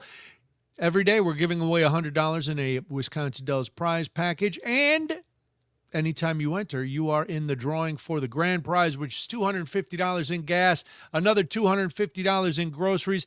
This hour's word is light. Yes. Light. Light. L-I-G-H-T, Light. You have until 8 o'clock to text that word in using your Civic Media app. Don't text our regular number. We will not count it. So use the Civic Media app, text Light, L-I-G-H-T, and that's your chance to win. Good luck. Well, as you were listening, hopefully, to a Fact or Fiction, we know the president was in the Chippewa Valley on Friday. He was having a roundtable. He was talking to farmers. There were people in the crowd. There were people protesting a ways away. And there were people covering the story, like James Kelly, senior radio journalist at Civic Media for WCFW and WSCM in Eau Claire, Chippewa Falls. We talked to James right before this event, and he said he would come back, and he did. James, thanks for being here. Crazy day up in the Chippewa Valley on Friday. The heart of the 3rd Congressional District, and you had a chance, first of all, what was the mood up there? And you had a chance to talk to a lot of the candidates in the 3rd Congressional District. Tell us why that district is important and what they had to say regarding the president's visit. Well, I think the best way to kind of say it would be how candidate for 3rd Congressional District, Emily Berge, said it, is that this is a swing district in a swing state, and there is a lot of power here in the 3rd Congressional District to kind of direct how the rest of the state is going to go and how the rest of the country is going to go in the House of Representatives, just because of, how competitive this district is. And, if this is a district that swings towards the blue side, it's a pretty safe bet that a lot of other swing districts are going to be doing the same. And obviously, Republicans agreeing with the fact of that the 3rd district is such a priority. Can you explain to us a little bit about why this district is so important politically, both for Wisconsin and nationally, and kind of the makeup of the 3rd district? Yeah, well, as you know, we have a pretty interesting map of the 3rd Congressional District, a little bit of a U-shaped there. So it is a pretty interesting district that has a lot of farms in it, and it does have a couple cities, La Crosse, Eau Claire, and that's really where most of the Democratic votes come from, but there's a lot of farmland in there too. Now, the big problem is that over the last year, a lot of farmers have had difficulties with tariffs, selling their things off and getting the fertilizers they need. And, I always think it's one thing to say that they're struggling. It's another thing to say, imagine having to fill a 300-gallon combine with diesel fuel at almost $6 a gallon. That makes a huge difference for you. So there's a lot of, I would say, anger, honestly, of farmers who have previously voted Republican and wanted this America First agenda. It's just not what they've gotten, really. So, James, speaking of that, there were some protests going on. They were about a mile away from where the president was. What were you hearing? What were the big messages coming out of these protests? Yeah, a lot of it was about the farmers and the war in Iran and gas prices. That's definitely the major issues right now. But a lot of these individuals who are protesting have also been out and about in the Chippewa Valley community protesting before. No kings. There's a lot of leftover signs from those that people keep breaking out. And it seems almost like these people aren't forgetting any of the issues that have brought them out to protest before. They're only adding to the list. So the protests are getting a bit bigger. There was about 300 protesters at the airport when Air Force One was landing. Nice. Probably a little over 150 outside the roundtable discussion as well. There were some Trump supporters as well at the airport, just there to kind of watch the plane land, not really there to protest anything, just kind of excited to catch a glimpse of the president. And there wasn't too much of a back and forth between those protests, which was good to see. We're talking with James Kelly. He's a senior radio journalist for WCFW and WSCM in Eau Claire and the Chippewa Falls. Obviously, criticism from the protesters, from the people who were in support of the president, maybe going to the roundtable discussion. What kind of support does he still have in that area, and what are they still most pleased with this president about, if you were hearing from any of them? Well, that's kind of tough to narrow down sometimes. A lot of times it's just we love President Trump. Sure. President Trump does what we want. And a lot of times these people are focused on, Medicaid, claiming Medicaid scams and elections being rigged and all that. And they want to go back and forth with it a little bit. And when it comes down to backing up statements with factual evidence, it becomes more look it up. Yeah, it's. I wanted to get your response, James. As a journalist, you cover the news.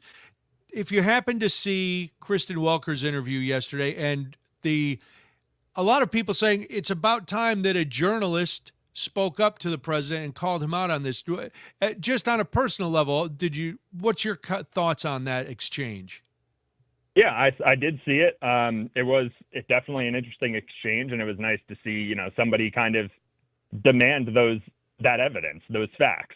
That's not something that happens very often, but this is also a conversation that I have with a lot of other lawmakers who, when they're speaking on these policies and speaking on what's being said about these policies and what reality is, a lot of times they note, like, I mean, how are we supposed to really cover this?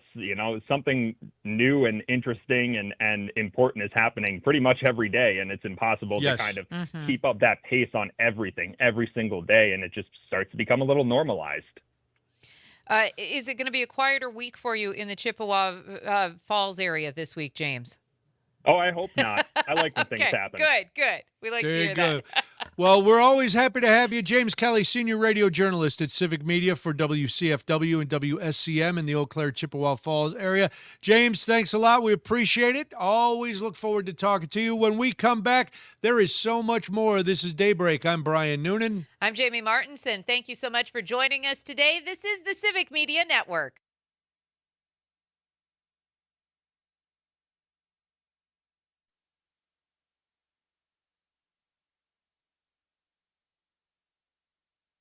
Want to join in on the conversation? Call or text 855-75-CIVIC. Now back to Brian and Jamie. Good morning. Thank you so much for joining us today on the Civic Media Network. If you're in Appleton and Oshkosh, listening on WISS, or in Eau Claire, listening on 93.5 The Tap, in Wisconsin Rapids on WFHR, or Hayward on WBZH. Thank you so much for joining us today. We always appreciate it. I'm Jamie Martinson. And good morning, I'm Brian Noonan. So when should judges step away from a case? 855-75-CIVIC, 855-752-4842, because that's a question in front of the Wisconsin Supreme Court. They're considering whether judges should be encouraged to step aside from cases when campaign donations or other factors could create the appearance of a conflict of interest. And we know it's still amazing to me that Supreme Court races in Wisconsin generate that kind of money coming into them, the interest, the fact that, we have judges races all over the country, but man, we focus on the ones in Wisconsin with a lot of money and a lot of fury. The court voted 5-2 to create a committee that will study possible changes to judicial recusal rules and make recommendations. Any future changes could apply to Supreme Court justices as well as appellate, circuit, and municipal judges across the state. The proposal comes as spending in Wisconsin judicial elections continues to grow. More than $100 million was spent on the 2025 Supreme Court race, making it the most expensive judicial election in history. You remember Elon coming to town, throwing his money around. There was still a lot of money spent this year on the race, not nearly the same. But it makes sense. Yep. If the money's coming in, you got to recuse yourself. Because why, as a judge, why would you want to put yourself in a position to have your decisions questioned in appeal? Because somebody could prove, hey, you got a lot of money from company X, and then they had a case in front of you and you ruled for them. Even if they deserve to win, even if the law backed up your decision, there's still going to be enough people to cast suspicion on this. Well, especially in Wisconsin, right? Where where there is always that fine line of people, because it is such a swing state, people trying to always have a say in what actually happens and thinking that, there's always some sort of line of impropriety that's happening is somewhere down the line, even when it's not, right? Like we see this all the time. This goes further. To me, this is it's a good step in the right direction. If you want to keep a trust in the entire process. I mean, if I ever had my way in a perfect world, there would be no outside money being offered into these races whatsoever. I mean, to me, that's just the ultimate way to handle this. But hey, I don't live in a perfect world. So to me, this is at least a good first step to make sure that the decisions that are being made on the courts can't be scrutinized to a point where you could continually have those appeals. You could have people continually, chiming in on news or making it seem like there was something that wasn't right when it was all done according to law. There's one aspect to this that I have a question about in my own mind. Besides the money, which makes money is a pretty clear line where you can go, okay, there's no money. It's also, they're debating whether a judge's public statements, campaign positions, or comments on controversial issues should factor into the decision on whether they should recuse themselves. Now, if you're a sitting judge and you make some bold comment like that, that could look bad. But if I don't know I'm a judge, and with the internet, people go back, they'll dig something up from a long time ago. That shouldn't come into it. Because what I said 10 years ago before I was on the bench should have no bearing to what I do on the bench. Right. Because 1, I wasn't on the job. 2, people's opinions change. And 3, if I've gotten to this point, it shows I can separate personal feelings from legal feelings. And that's or legal facts. And that's the key there. Can you separate? It's easier to separate, I think, from something you said a while ago or a statement you made on a personal belief or a political belief than it is if you're beholden to somebody for money. Mm-hmm. So I don't agree with that second part. I agree with the first part. If you've gotten money from somebody, you got to recuse yourself. I think, and if that's, see, and here's the thing about this argument, and I kind of understand the thinking. If it was something that happened, way long ago in the past, that's really, really hard to counter that, right? Because obviously, as you said, you don't know you're ever going to be a sitting judge. You don't know where the future is going to go. However, the one thing that I would argue on that is I kind of understand where they're coming from, because one of the things that has really bothered me ever since I've been in the state of Wisconsin is the fact that our Supreme Court justices just willy-nilly make basically take sides when it comes to elections, and they publicly endorse other judges to sit on the court. And I'm like, no, I don't believe that is proper. As somebody who is a voter, who obviously would love to see the most fair elections possible, I also don't believe that's the right way to go about doing it. So if we're eliminating things like that, right, where we're eliminating the fact that they can't endorse, and if past comments are past comments, you're not going to be able to take those back. I understand that. Then somebody needs to do their due diligence during the election process and find those comments out about that particular person, right? Right. But the fact that there is this air of partiality on our Supreme Court in this state really should bother more people, I think. And that's not saying that I'm not going to ever say this candidate is better than another. You have to look at it at face value, because no matter how you vote, people get upset when justices do that. And I think that is one place where we could use better ethics on our Supreme Court in the state of Wisconsin.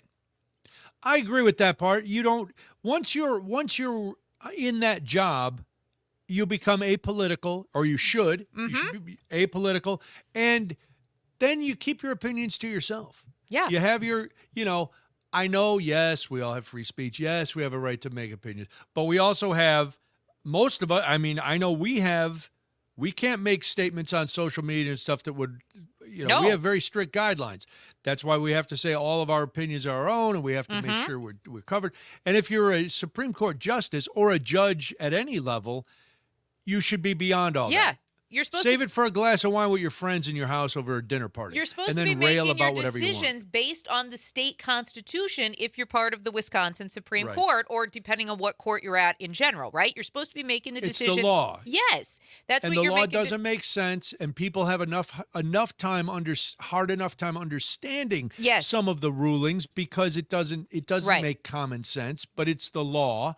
And we don't need to muddy the waters. And your point about, I've never understood how the court races are so partisan.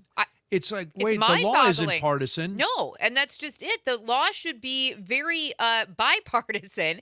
And when you sit down, to me, if you're serving as a Supreme Court justice, your job is then to hear those cases, then to sit down with the other justices in the room. And I understand, based on their viewpoints, whether they're more conservative, whether they're more liberal leaning, they're going to make decisions based on those values as well, while still using the law as the backdrop, right? That's how we want our justices to rule.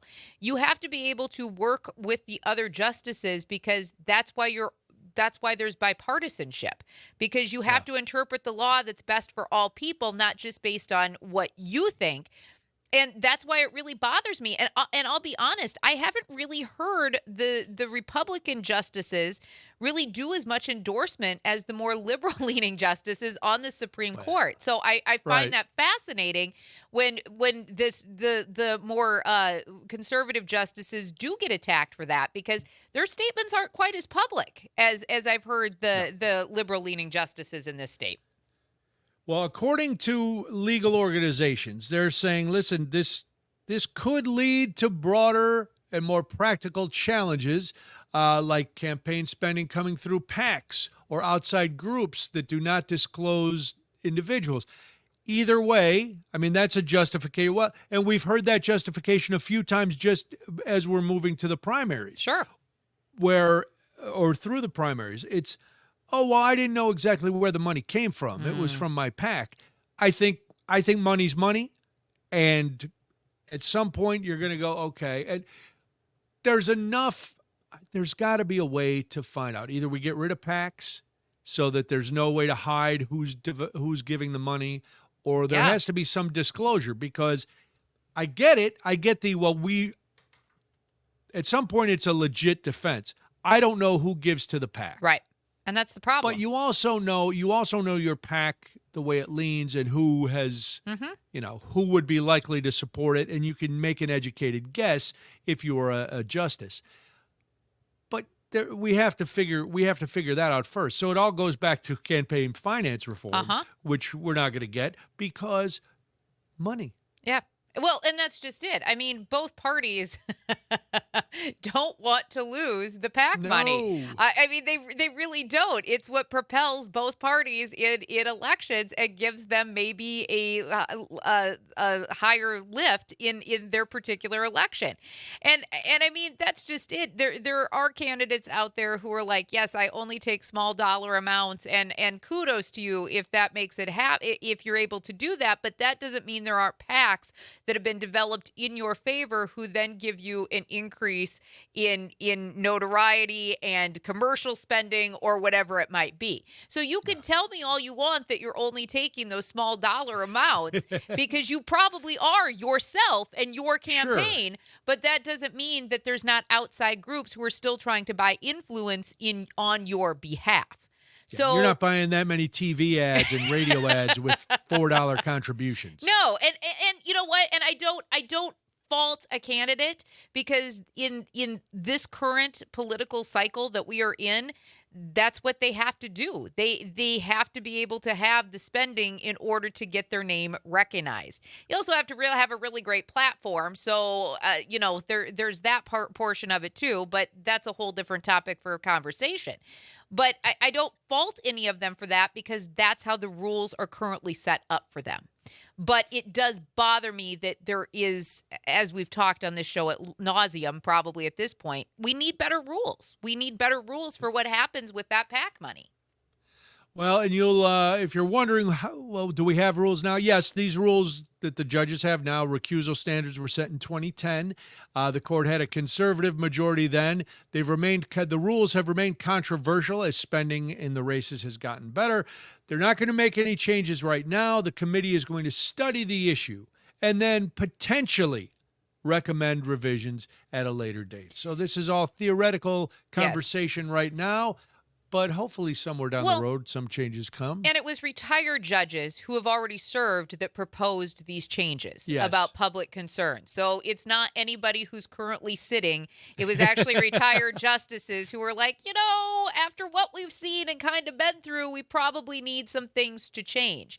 But I mean, then why didn't you try to change it when you were there? Well, and I'm wondering if maybe it's just gotten so out of balance over the years because you never seen the type of money, even 5 years ago. You didn't see that type of money going into judicial races or school board races like you do now. Last year was the peak, and even this year when everybody said, well, there's not as much money as we mentioned, there was plenty of money.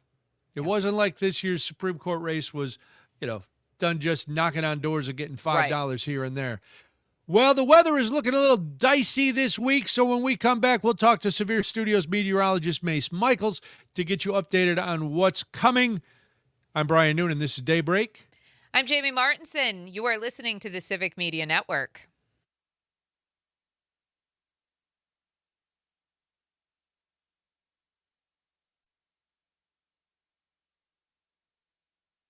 Across the state of Wisconsin, Daybreak with Brian and Jamie is back. It's 8:22 right now. Thank you so much for joining us this morning on the Civic Media Network. My name is Jamie Martinson. And good morning, I'm Brian Noonan. If you want to get involved in the show, 855-75-CIVIC, 855-752-4842. It's looking like a very active weather week here in Wisconsin and across the Midwest, actually. So to get a better look at what's happening, Severe Studios meteorologist Mace Michaels joins us again. Mace, thanks for being here. Appreciate it as always.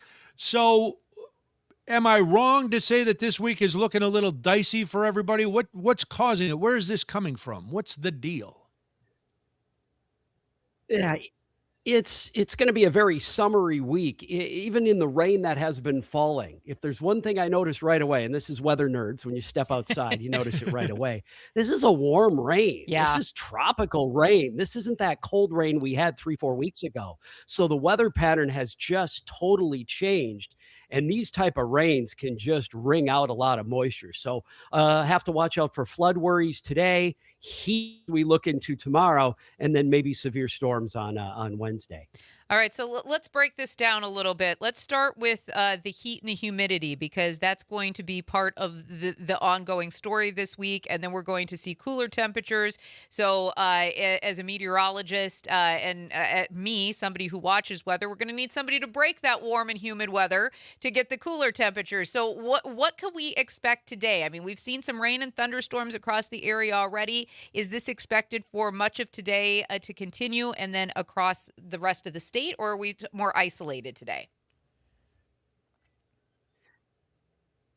Yeah, everything coming today is flowing up from the south. So the humidity building, the heat building, and these are the type of thunderstorms. You may be in a period that they last for half hour, 45 minutes, but when they rain, they will just be soakers. So we will have some pretty significant rainfall totals in a short amount of time. With some of the storms yesterday in Iowa, Illinois, they were just ringing out 1 inch in a half hour. These are big time rainfall producers. So they don't last long, but when they're coming down, they will really be cranking. Today, it's still on the warm side, so we're in the warm and humid flow. The cooler air won't arrive until Wednesday's system, and that's when we could have a round of severe weather or a couple of rounds of severe weather. Mace Michaels is our guest, the Severe Studios meteorologist. Let's talk a little bit about Wednesday. It's an alert day. So what does that mean technically? And then what should we be alert for? Sure. It's right now so far a level 3 out of 5 risk from the Storm Prediction Center, an enhanced risk. Last I looked, that is just the way their grading scale goes from marginal all the way up to high. So enhanced is the in-between one there at level 3. It's leaning a little more initially into the western half of the state. But all modes of severe weather possible. There's a strong low coming in, so there'll be plenty of a twist in the atmosphere. So tornadoes definitely a concern. And then large hail in the type of environment we're in won't be an issue. These will have some strong updrafts. And then a wind risk is there as well. So all modes of severe weather possible, let alone we just talked about the flooding concerns. Are there going to be specific portions of the state that you're more concerned about than others, or is this going to be kind of a statewide with all of the conditions? Anybody is kind of eligible for for this weather. It's leaning a little more west, it looks like, at least through for Wednesday. Now, today, just about everybody, especially the southern half of the state, has the biggest concerns today for the heaviest rainfall. But everybody's going to see today's showers and storms, and you won't be able to escape the heat coming for tomorrow. Wednesday, probably a higher risk of severe weather, or at least to see more severe storms. It'll be in the western half of the state, but I still think that risk is out there for everyone. Maybe the far north having the least chance, just the way the low is going to track. But with the way it will move through, it'll be in the western part of the state. All right, I have what's going to seem like a very dumb question to you, Mace, and to Jamie, but it interests me. You brought up the difference between the cold rain and the warm rain. Now, I'm thinking, just from the little I know about the weather, that's because of where the front is coming from. Is it that, or is it seasonal, or is it just luck of the draw? I know it's not luck of the draw, but what causes the rain today to be warm and some rain to be cold? Sure. I know it's basic weather 101. I'm sorry. The main front. No. It's all this southerly flow coming up ahead of the main storm system. So it's warm temperatures coming up in all levels of the atmosphere, and up a cloud level. It's not as cold as it was even a month ago. It's warmed considerably. So that's where the difference is coming from. Bringing in the warm air. For anybody who might have outdoor plans this week, are we talking more daytime events, more evening events? I know it's really hard to pinpoint, but when could people expect maybe the crux of some of these storms later this week? It will be, today, pretty much all day. We've already, seen our share. So today it's a good risk right on into tonight. Tomorrow, again, not as many storms around. Wednesday, there could be a wave or two in the morning, but the bigger concerns for severe weather will be in the afternoon and on into the evening hours. Just the way the low is moving in, it'll approach eastern Minnesota in the late afternoon. Things will fire along that low in the later part of the afternoon and continue on into the evening hours, it looks like. All right. Well, Mace, thanks as always for joining us. We will talk to you again, and we'll keep our eyes on the skies and see what's up. And next time, I'll have another dumb first level weatherman question for you. But we appreciate you being here. Thanks, Mace. Thank you so much, Mace. One bit, and that wasn't dumb at all. No. Have a wonderful day.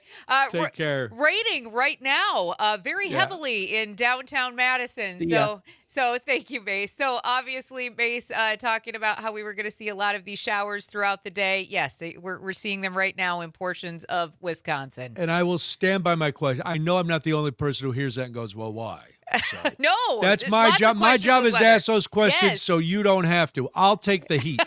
It's coming up at 8:30. When we come back, there is so much more, and a topic that I didn't think we would ever have to talk about in Wisconsin, but we do. I'm Brian Noonan. This is Daybreak. I'm Jamie Martinson. Thank you for joining us today on the Civic Media Network.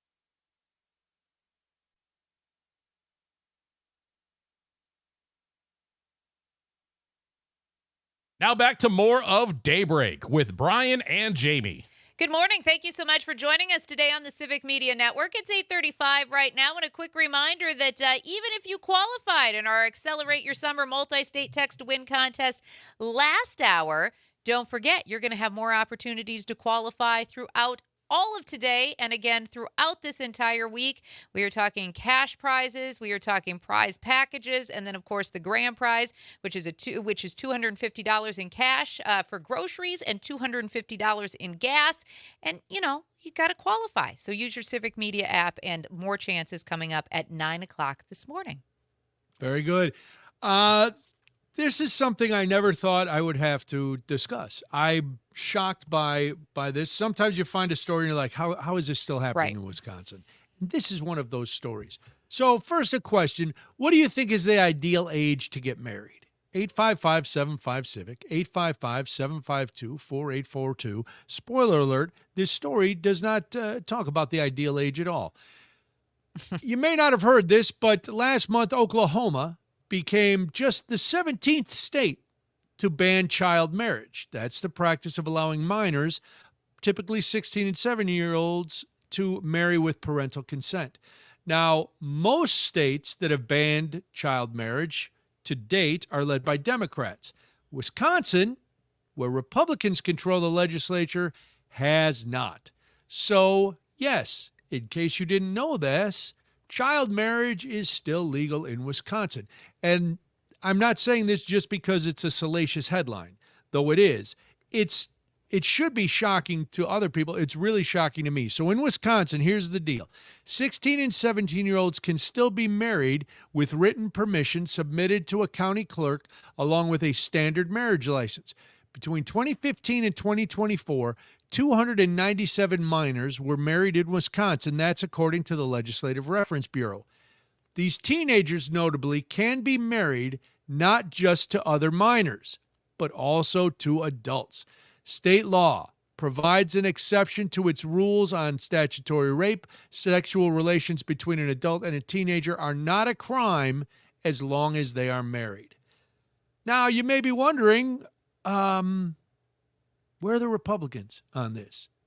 Because this has come up, and this is going to shock you, this has come up a number of times. Rules have come up in front of the assembly, and they have never once been brought to the floor. Because according to Republicans, they say that if we pass these rules, it infringes on parental rights. That's legit. That's what they say. JB, you've lived in Wisconsin and been in Wisconsin. I've been in Wisconsin for a long time. I didn't know this was a thing, and I guess why would you? Right. Yeah. But shocking. This is one of those laws that feels like it should have been. It's so antiquated, right? That it feels like this is something that should have been taken care of 20 years ago, 30 years ago, if not longer. But it's 2026, just in case anybody needs to, a refresher on what year it actually is. Yes. Now, I guess it's encouraging, ? That some of our Democratic legislators are actually trying to, end child marriage in Wisconsin. We've got Representative Rowe and Senator Mark Spreitzer, who have basically been working on this for over a year. Yeah, Spreitzer's been going on for a few years trying to get this passed, and Rowe has now joined him. Interestingly enough, it dies in committee. Like, it gets to committee and it just dies in committee. Why? Why is this a debate? Parental rights. It's parental rights. You should be able to marry off your kid. Wow. And now it's changed a number of times in Wisconsin, but the point is, if you have parental consent, a minor can still marry an adult. Now, I know there's going to be some people who are going to go, well, what if she's 17 and he's 18? He's technically all right. Yes, technically. Right. Okay. Still, 17 and 18, I know there's people who've gotten married then at that age. I'm going to go on record as saying that's way too young to be married. I think 2 people under 18 is way too young to be married. And I think a 16-year-old girl marrying a 35-year-old man is criminal, unethical, and icky.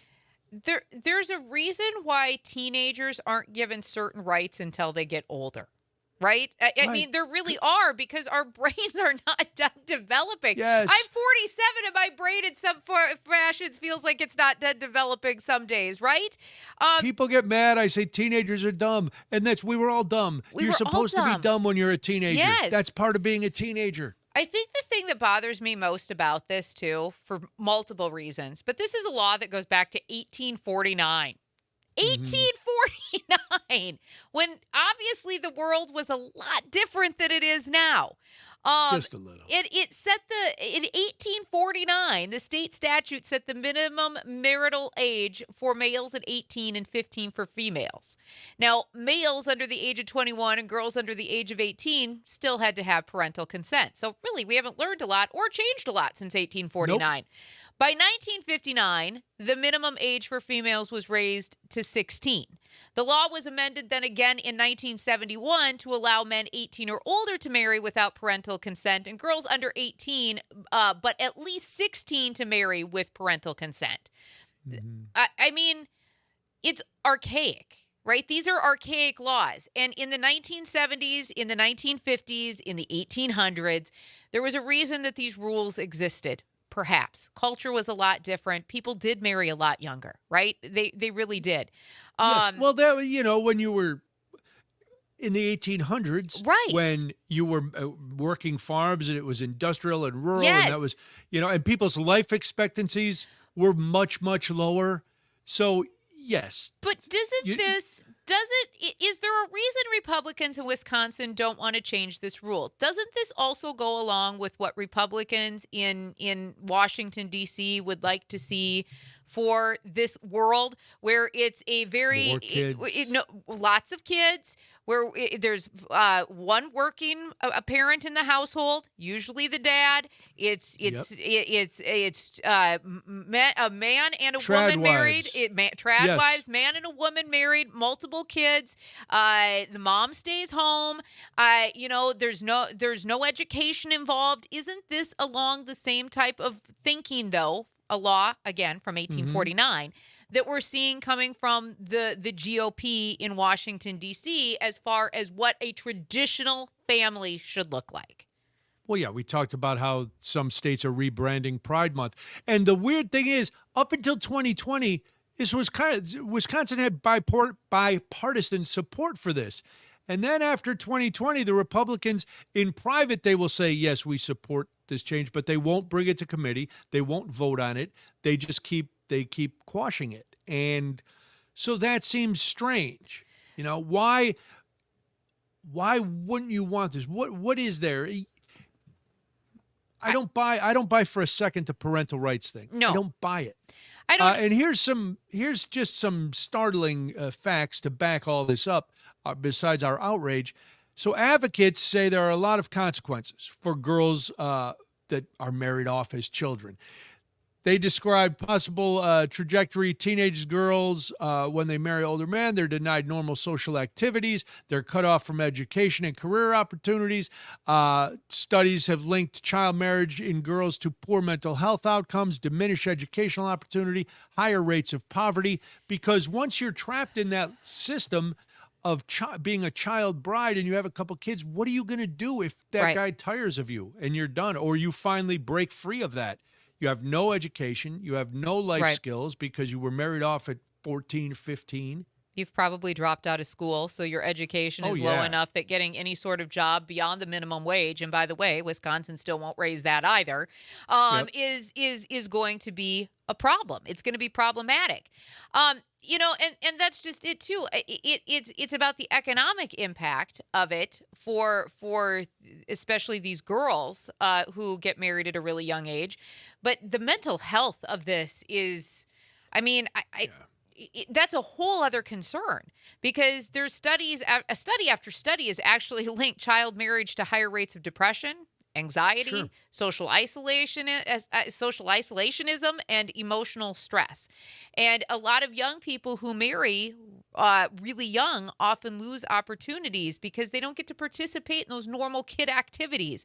They don't get to have the same sort of friendships. Even if it's a toxic friendship, you have to have the experience of being able to get yourself in and out of those friendships, right? And dealing with those types of people and experiences that are just overall a normal part of growing up and being a teenager or an adolescent, whatever term you want to throw at it. This is the fact, too, that the GOP will sit there and tell Senator Spreitzer and Representative Rowe that they don't agree with this law and they should end child marriage, but not actually pass it through committee and put it onto a floor vote, tells you about the cowardice within the Republican Party, not just at the state level, but all the way up to the national level. And I'm gonna call this out.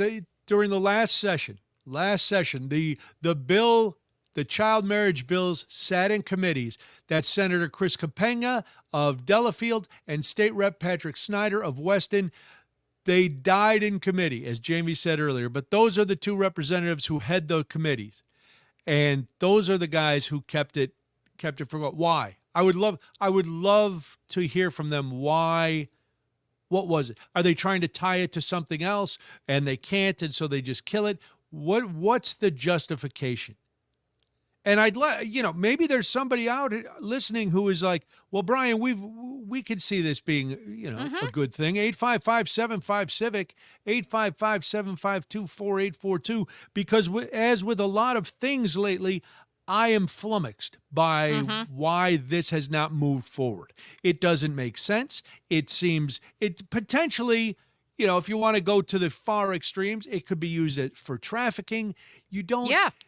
And it's not always, the high school senior and the college freshman who will have to get married because originally when the laws first started, it was guys were allowed to get married underage if they had, so that their child wouldn't be born out of wedlock. So if you well, you know how that happens. I don't have to paint the picture. Listen, you're out in the horse barn, and all of a sudden you're feeling randy in the haystacks. And then, 9 months later, and Did Brian just give me the birds and the bees? Yeah, he did. I did, He Parker. did. Wow. You learn everything here on Daybreak. Yeah, Parker, I'm here to mentor you in all areas. That's why I'm good. I mean, here's the thing too. There's so many things that are going through my head right now because there's also the legal protections with all of this. Marriage creates an exception to statutory rape laws, right? Yep. Meaning an adult and a minor then could legally have sexual relationships if they're married. And obviously that is going to be one reason why child welfare advocates argue that this deserves a lot of scrutiny and probably the law needs to be changed. That there's practical concerns as well. Marriage is a legally binding contract. There's finances, healthcare, housing, potentially children all involved. I mean, there are so many reasons why the law needs to be changed. And I'm sorry, if you're a Republican and you won't pass this out of your committee, it's cowardice. It's sheer cowardice. Stand up. What are you afraid of? Once again, we like the kids till they're born, then we let them do whatever they want. Whatever happens to them, hey, you're on your own, kids. All right, we're going to take a quick break, and then we're going to get rid of influencers altogether because I've had just about enough of them. This is Daybreak. I'm Brian Noonan. I'm Jamie Martinson. It is 8:49 right now on the Civic Media Network. Fairly solid and better than expected. It's Daybreak with Brian and Jamie. It's 8:52 right now. Thank you so much for joining us this morning on the Civic Media Network. I am Jamie Martinson. And I'm Brian Noonan. Glad you're here. Are you tired of influencers? Have you had just about enough? I know I have. 855-75-CIVIC, 855-752-4842. I know. Here, Parker, get ready. This is an old man rant here. We got to get rid of influencers. You're going to get yelled at. I don't like it. Who are they influencing? You know who? The weak-minded. Weak-minded people don't need anybody else to influence them. Their influence should come from wise people who have deep thoughts, who can educate us, not from some yahoo eating a McNugget on a Cedar Point roller coaster. Or some, hey guys, I just went and had an Eggs Benedict for brunch. Hey guys, look at me, I'm No. I know I sound like Saddam Hussein from South Park, but that's the thing. All right, well, a YouTube influencer has been banned for life from Cedar Point and all other Six Flags-owned park. Good. He was filming himself eating McDonald's chicken nuggets while riding the Millennium Force roller coaster. His name, I'm not giving it to it because I don't want to give him any more publicity because that's what his life is all about. Look at me. I'm eating nuggets on a roller coaster despite rules that say I can't bring any loose objects. Anyway, he snuck on a 10-piece nugget box, which is not a euphemism, onto the ride, and then he ate 7 nuggets while traveling at speeds approaching 93 miles an hour. And where was the goose that hit Fabio in the face when this guy was chowing down? I would have, oh my God, if that goose had wedged, kind of like when they're making the goose liver pate. I wish the goose had jammed that nugget so far down his throat that he wouldn't have been able to get it. This is, I know people think it's funny. Oh, isn't that cute? And then his buddy during one part of the video it's just is dumb. holding sauce so he can dip it. No. Now, it's all fun and games. Mm-hmm. Isn't it, Parker? You're like, oh, yeah. think it's Oh, very Brian, funny. it's so I think it's funny. hilarious. So funny. This video Till the made me Yahoo happy. drops a nugget and it flies to the seat behind and blinds your kid because he decides going he's got to bring some 93 nuggets. miles per hour. Yes, you're dropping 310 feet at 93 miles an hour. Yeah. You know what damage a nugget can do at 93 miles an hour? Not enough because this guy survived the ride. But the point is, Six Flags has rules against these things. You can't bring No. loose stuff onto the rides. They tell you, oh, you've all been on a roller coaster. Mm-hmm. And if you haven't, I'm sorry, you never got to leave the house. But they don't want loose items. They don't want your Right. purses, take your hat off, It's all take safety. your glasses off. It's all safety. That's what But it not is now, because Jamie. because these little loose items become projectiles or choking hazards. Because that's the other thing. We Okay. could only hope. The other thing about this is this influencer could have choked. He literally could have choked on his If there were nugget. any justice in the world, I don't wish bad on anybody. No. But this time I'd go, listen, you get what you deserve. So- you nut. At this point, park officials are reportedly considering filing charges against him. They have, though, issued, until they make that decision, they've issued a lifetime ban from Good. all Six Flag properties. Now, of course, the video, because he's an influencer, quickly went viral and it gained a lot of national attention. Influencer. He later said that he never expected eating chicken nuggets on a roller coaster to become some sort of major news story. And at one point during the ride, the influencer asked the person filming for the dipping sauce. And the one incident, as you rightly pointed out, Brian, was the dipping sauce. But there was one incident in the video is that when the dipping sauce basically flies all over them. Yeah, all over. Hey, imbecile, you're opening up a liquid going 93 miles an hour. Have you ever tried to spit out the window of a moving car? It's coming right back in your face. I know physics is probably hard because Yeah. influencers don't usually break down any sort Yeah. of physics unless it's Neil deGrasse Tyson. Then he'll go into some astrophysics for you. There's more- but that's boring. there's- We want to talk about an alien. There's more to this, though, because the ride's official photo even captured the influencer eating a nugget during the ride. So that's Stop, please calling him an influencer. Just stop. Who is he influencing? If you are influenced Parker, by he's him, influencing Parker. Parker thinks then it's Parker hilarious. needs to be Really put down. funny. I know if he It's is really influencing you, funny. Parker, you need to. Frank, Parker's got to go. I'm sorry. Here's I'm the not going to do it. I'm here's- not dumb enough to do it, but it's funny. The other part of this is that Cedar Point, as part of the Six Flags rules, also restricts on-ride video recording. So cameras, including GoPros and any handheld devices, are actually prohibited on rides unless, you have exclusive park approval, which they did not. it didn't happen if it's not on the gram, Jamie. So I got to do it. I got to break those rules. Give me a chicken nugget. Next time I'm going to do a shamrock shake as I'm going on the tilt-a-whirl. It's going to be fantastic. I'm going to influence everybody. Every simpleton in America is going to try to eat Big Mac while it's going on that floppy boat that goes back and forth so fast. Here's the thing that bothers me. When did we become a society where we were cool with this as our entertainment? Like, that's that's a legit question I have. Because whenever I don't know. We talked about Skibbity before, which is a show about talking toilets. Can we trace it back to that? Or was Maybe. it before? What was it happened to Beavis us? and Butthead? We've Was it- devolved. We're devolving rapidly. we are devolving. We are in an idiocracy.